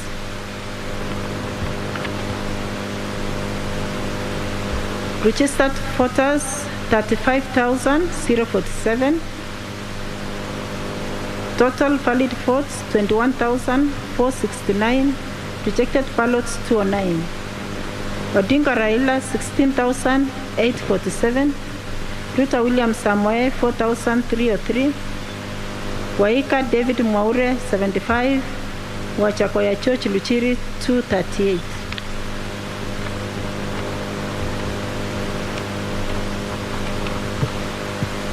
West Pokot County Sikor Constituency. Registered voters 43,934. Odinga Rai 43,934. Total valid votes 35,192. Rejected ballots 354. Odinga Raila 13,774. Ruta William Samoei 21,261. Waika David Maure 55. Wachakoya Church Luchiri 102.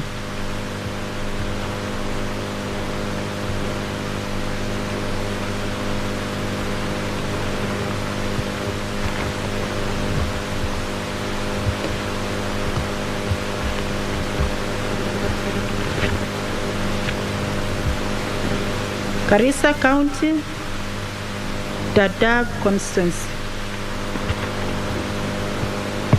Registered voters 38,185. Total valid votes 22,821. Rejected ballots 74. Odinga Raila 22,247. Ruta William Samoei 508. Waika David Maure 12. Wachakoya Church Luchiri 54.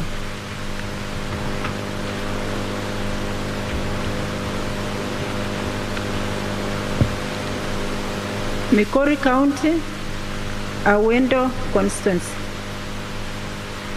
Registered voters 55,972. Total valid votes 42,763. Rejected votes 127. Odinga Raila 42,223. Ruta William Samoei 474. Waika David Mure 12. Wachakoya Church Luchiri 54.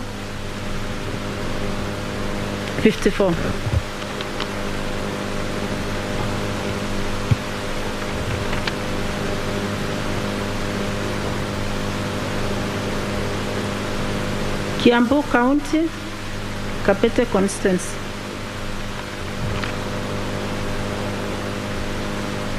Total registered voters 91,775. Total valid votes 60,583. Rejected ballots 324. Odinga Raila 15,662. Ruta William Samoei 44,129. Waika David Maure 367. George Wachakoya Luchiri 425.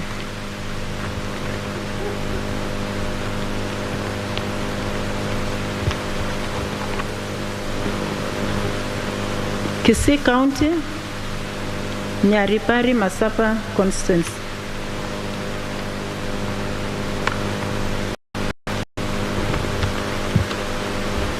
Registered voters 68,593. Total valid votes 42,936. Rejected ballots 543. Odinga Raila 26,249. Ruta William Samoe 16,375. Waika David Mwaure 114. Wachakoya Church Luchiri 198.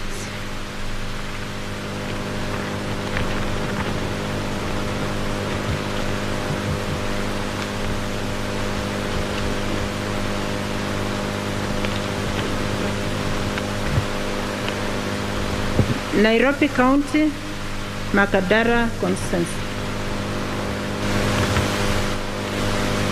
Registered voters 129,007. Total valid votes 74,106. Rejected ballots 452. Odinga Raila 43,353. Ruta William Samoe 30,138. Waika David Mwaure 283. Wachakoya Church Luchuri 332.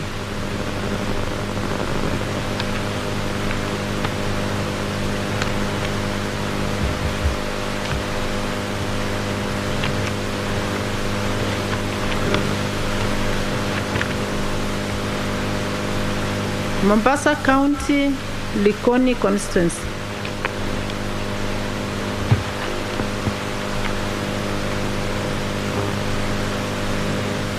Sorry, I'll skip this one. I think they've not noted all the figures. I'll come back.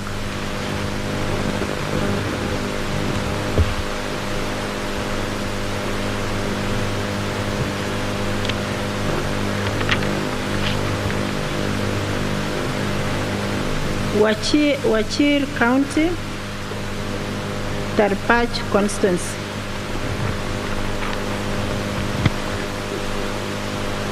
Registered voters 25,267. Total valid votes 18,794. Rejected ballots. Odinga Raila 8,912.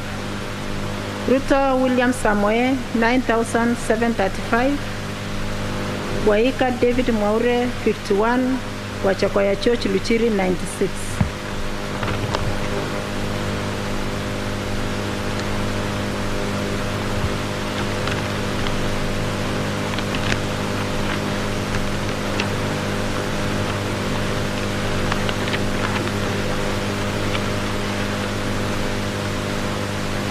Kilifi County, Kilifi South Constituency. Registered voters 97,696. Total valid votes 44,002. Rejected ballots 648. Odinga Raila 32,570. Ruta William Samoe 10,982. Waika David Mwaure 111. Wachakoya Church Luchiri 339.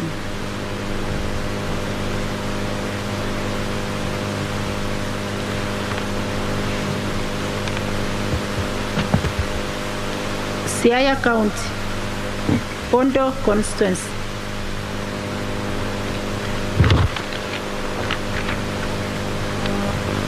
Registered voters 104,035. Total valid votes 74,377. Rejected ballots 514. Odinga Raila 73,534. Ruta William Samoe 729. Waika David Mwaure 21. Wachakoya Church Luchiri 93.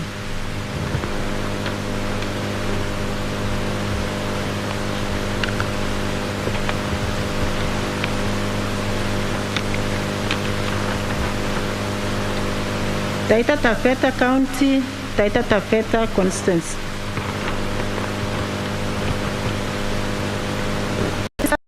voters 41,062.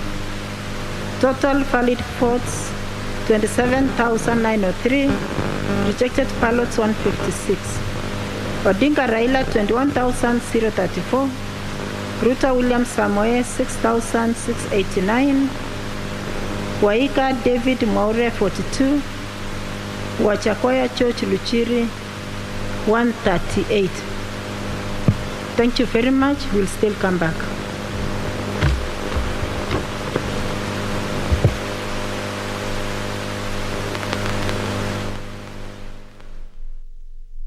Is Juliana Chelule, one of the IEBC commissioners there, just giving us a detail of what has transpired in the various constituencies that she's mentioned there. In fact, this is a total of about 19 to 20 constituencies clearly so far. This just gives you a clear picture of what is happening at the Bomas of Kenya. That is at the nerve center, whereby they're clearly burning that midnight oil to ensure that they clear all the 291 constituencies before results are announced. So that is just what has been happening there. But away from the Bomas, let's just quickly come back to what we have on our smart screen. Quickly run you through some of those constituencies that had earlier on been announced. Quickly again look at how the political metrics has changed compared to 2013, 2017, and how this is expected to just shape this 2022 race. And we're just going through what was happening in Vihiga County. Just from what we have here, ideally just gives you a clear picture that all the 5 constituencies in Vihiga County have already been covered. And we will just look at 2 constituencies. This is the constituencies with the majority in terms of population, as well as that with the least, and that is specifically Hamisi constituency and Emuhaya constituency. And just when you look at this, the first one, this is Hamisi. Actually, this is the one with the, in terms of population, carries the largest, slightly above, should be like 800, so to speak, 82,000, slightly above that. And then Emuhaya has the least in terms of population. But look at this. This is Hamisi. When you just go by what is it, shape in this particular county, and also as I mentioned to you earlier, this is the home turf of Musalia Mudavadi. That is the ANC party leader. And again, when you look at how the voter patterns have been, it was also expected that we are going to see some votes shift to DP, given the fact that Musalia Mudavadi defected from the larger Azimio and moved to the Kenya Kwanza team, and actually he's one of the principals there. But just look at how things panned out in this year's elections. That is the 2022 elections. Raila Odinga clearly carried the day, and over time, when you look at the various times he's tried his bid in the presidential race, look at 1997, 2007, 2013, 2017, and up till now, this is one of those areas whereby he's largely enjoyed support. That is a large western region, just except for some counties, which is again we shall also be looking into that in just a short while. But look at this, he managed to net 31,130 votes in this particular constituency. That is Hamisi, followed therein by William Ruto with the 14,589. Of course, coming in third position was Professor George Wajakoya with 286, and lastly David Maure, who again, as we've mentioned, he conceded a defeat, and obviously also David Maure considered defeat, and that was actually this afternoon, and again also urged IEBC to expedite the voting process there. So that is what is happening in this county. This is Vihiga County, and that is specifically this constituency. So let's look at how things look like in let's start with 2017. Looking at how Vihiga constituency looked like, as we've said that this county is where this is the home area, or better still the home county of the ANC party leader. That is Musalia Mudavadi.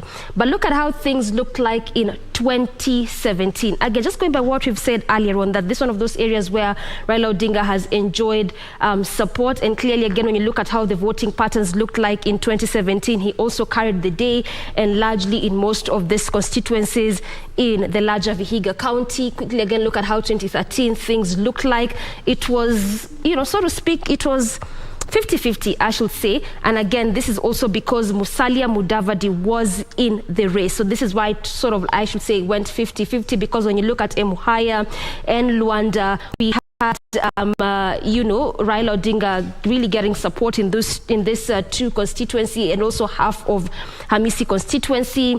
In Sabatia and again Vihiga constituency, Musalia Mudavadi carried the day. So it was sort of, to speak, a split vote, because he was now also on the presidential race that was in 2013.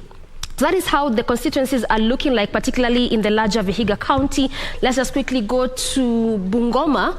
Again, one of those interesting areas in the western region. This is again also because you're seeing in this particular region whereby the Ford Kenya party leader comes from, that is Moses Wetangula, who again also moved to the Kenya Kwanza faction and again is a principal there. So clearly when you look at how the voting patterns have panned out in 2022 elections, you could clearly see that majority of the constituencies, the DP has really enjoyed support. But just before we got to bit by bit of constituencies there, let's look at how things looked like in 2017 in the larger Bungoma region. I mean, it's quite interesting because in 2017, Raila Odinga enjoyed massive support. And again, this is because the Ford Kenya party leader, was part of the larger NASA coalition. So also that could inform why he really enjoyed support in the larger Bungoma County in 2017. Just when you look at how the constituencies panned out, when you look at areas of Webuye East, Tongaren, Kimilili, Sirisia, Kabuchai, he really enjoyed, large support in that particular election. That is the 2017 election. So let's look at how things looked like in 2013 before we now go to 2022. Again, clearly Raila Odinga enjoyed support, which is quite different from what you're seeing in 2022 election. We just compare 2013, 2017, and what we have in 2022. Clearly, Raila Odinga enjoyed support in this particular election. That is the 2013. Again, this is also because the Ford Kenya party leader was in support. In fact, what brought a rift is also when he was removed as a minority leader in Senate. That is the Ford Kenya party leader. And also this is also what informed his defection to come to the Kenya Kwanza side. So let's just look at where and what we have now. So this is exactly what we have in Bungoma County. Looking at the constituencies, and just as I said, when you go back to Vihiga County before we came here, I was actually talking about Musalia Mudavadi. The home turf county is Vihiga County. That's just basically what I said there. Not looking at the constituency that he comes from. I am talking about the county that he comes from. That is the larger Vihiga County, not specifically the constituencies. But just coming back to Bungoma County, where we have the Ford Kenya party leader. Actually, in this county, we've really seen Kenya Kwanza enjoy support, because when you look at this, the governor, Speaker Ken Lusaka, who is actually the governor-elect of this county. When you look at the senator, who actually is the Ford Kenya party leader, who has retained that particular seat. When you look at the women rep, all of this, come from the Ford party, which is part of the larger Kenya Kwanza team. And again, this is largely, perhaps, I should say, what has informed, the kind of support that we've seen in the 2022 elections to Deputy President William Ruto. So can we say that perhaps he's met the 70% that had been talked about, in the faction, in terms of threshold that he needed to meet? Well, again, for the various other constituencies, we'll see momentarily as IEBC continues releasing the data there.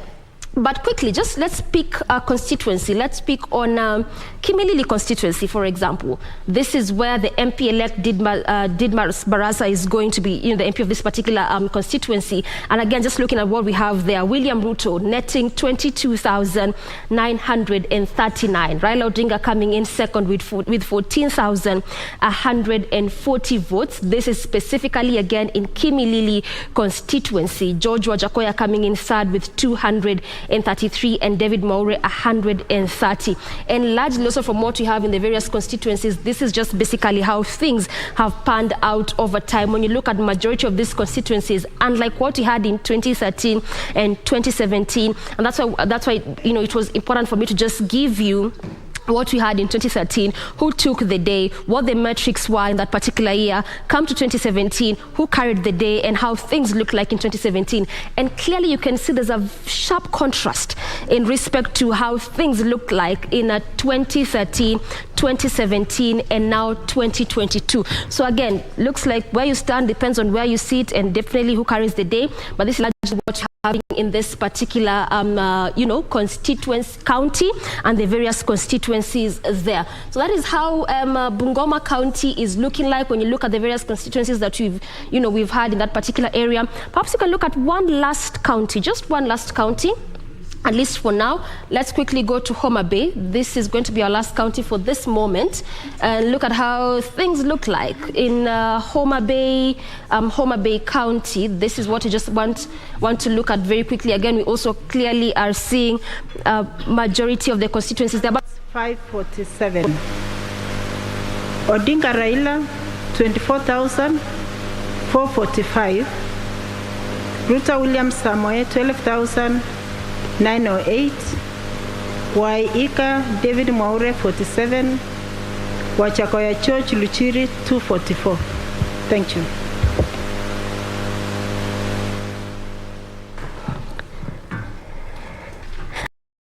All right, and again, that is one of the IEBC commissioners there, Juliana Cherera, still again giving us the details of what is happening at the Bomas of Kenya. Again, as I've told you, clearly this is what IEBC is doing there. And remember, they clearly again increased, the verification desks there from 4, they moved to 8, and now it should be around 10, just to expedite the verification process of what is happening there. So we perhaps expect that by the time it gets to morning, perhaps it would have done all the counties, because clearly right now they've been really giving us bit by bit, detail by detail of what is happening, and the verification of each and every result from each and every constituency. So very quickly, just before we get to wrap up this session, I want us to quickly look at one of those other interesting counties, I should say, that is Homa Bay. And just going by what we have on our map here, again, we've also clearly having, verified results from not all the constituencies in this particular county, but, quite a number of them. We have Suba South, Ndiwa constituency, as well as Kabondo Kasipul. But before we go to the constituencies again, let's just go to 2017, because, this is what our business is, just to try and look and make comparisons in respect to what transpired in the previous 2 elections. And again, this is one of those counties where Raila Odinga has clearly enjoyed support over time. The larger Nyanza region. In fact, even when you look at Nyanza region, it hasn't really, there's no county, if I should say, that has really fallen into one of the battlegrounds areas, unlike Western region, whereby we have some counties like Vihiga and Bungoma, which have fallen in this particular election as battleground areas. But this is how elections in 2017 looked like clearly enjoyed majority of the support, and so is 2013. Again, the same also transpired. When you look at 2022, also just going by the counties that we already have, again, we're also seeing Raila Odinga enjoying majority of the support. So that's what we're having here. But as we get to wind up, Tom, when you just look at these counties, particularly the first 2 that we touched on. And I'll pick a case in point of Bungoma County. We saw in 2013, 2017, the Ford Kenya party leader, that is Moses Wetangula, was really on the side of Raila Odinga. And clearly also that is what informed him netting majority of the votes in that county. But when you look at 2022, things have changed. Clearly, we should say that Deputy President William Ruto has made efforts and inroads. Just looking at what we have in our map, what we had in our map, and the constituencies therein, we are seeing him garnering majority of the votes. So this is a case of where you stand depends on where you sit. That's a brilliant question, and I want to tie it in so that I throw it to our panelists. Yeah. She was giving us the numbers. Yes. And if you look at Governor-elect Johnson Sakaja, yes, he got support by garnering 699,392 votes. Polycarp, 573,518 votes. So, because in our earlier conversation, you had mentioned the Bungoma factor. So I want to tie it in with, if you look at what happened in Nairobi, by Azimio dropping Wanyonyi, was it a miscalculation? Yes. As we wind up, because yes. the next team is already here, ready and steady. Not necessarily a miscalculation, Tom, but it played into the political gimmicks that the Kenya Kwanza team was waiting for. And they benefited because it supported what Wetangula was sending as a message in Bungoma as well. It was easier to convince the Luhya bloc of voters, quite a number of them, to run into a narrative of they dropped our son, so we can turn to this other younger son for a possible existence in the coming county government of Nairobi. And the very tempers were taken to the ground where Tim Wanyonyi comes from, in Bungoma, and sent the same narrative, that Azimio has dropped our son. He was in a comfortable position to win this in Nairobi. Now we would be having him as a governor. That is not a party we can side with. And the other part that I think was a miscalculation is for Igathe himself. After having Tim Wanyonyi campaign for over 2 years in Nairobi, preparing to be the governor, he comes into the race 3 months to election, but he does not convince Tim Wanyonyi to spearhead his election campaigns in Nairobi. Because of that constituency Wanyonyi already had. So that is a miscalculation for Igathe and some bit of a miscalculation for Azmi as well. Okay. Wakili, final the first thoughts. thing we must also acknowledge the difficult position that specifically Raila Odinga was finding himself in as the captain of the Azimio ship.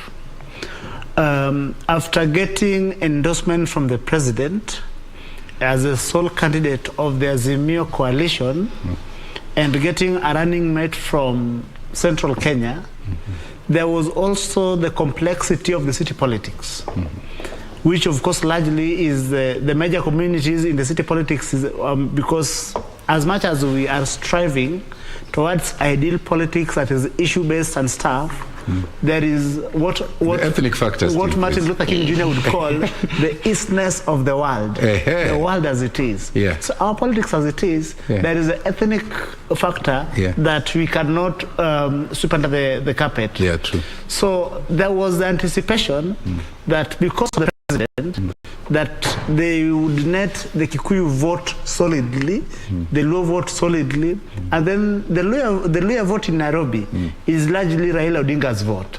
However, as my brother has indicated, there was the blowback from the dropping of Tim Wanyonyi. And you know my brother, not my brother, my senior Wetangula, I mean, he's such a mobilizer, and they went back and played those that, you know, our son has been dropped.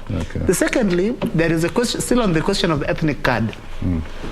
You know, there has been this supposed political rivalry between Luo Kikuyu, and therefore there was thinking that after the 4 years of handshake, that rivalry would have dissipated. But it must also be given that there was sections of the political class that attempted to, you know, take advantage of that historical ethnic divide. And truth is, after looking at the results of this election, there were lots of young people, and especially in slum, in informal settlements, that still did not buy into the idea of a truce between a Kikuyu and a Luo, and therefore they voted for the side where they felt that they would not be betrayed, that they would be safer. And that is how Igathe found himself losing 200 votes less than, garnering 200,000 votes less than Governor Sakaja. Thank you. I thank you, both of you. Kimwaga, lawyer, social commentator. Thank you. And Henry, indeed, electoral, political and governance expert. Thank you to the both of you. When the clock strikes 12 midnight, all of us, we would know who the 5th president of the Republic of Kenya will be. Why? Because it's inside the constitutional time frame. Yes. That's a nice place to leave it. Thank you. I thank you, gentlemen. Thank you. Well, Daniel Wahome, my colleague, and Shiksha Arora, Senior Topi Iliambela. They are here, ready, steady.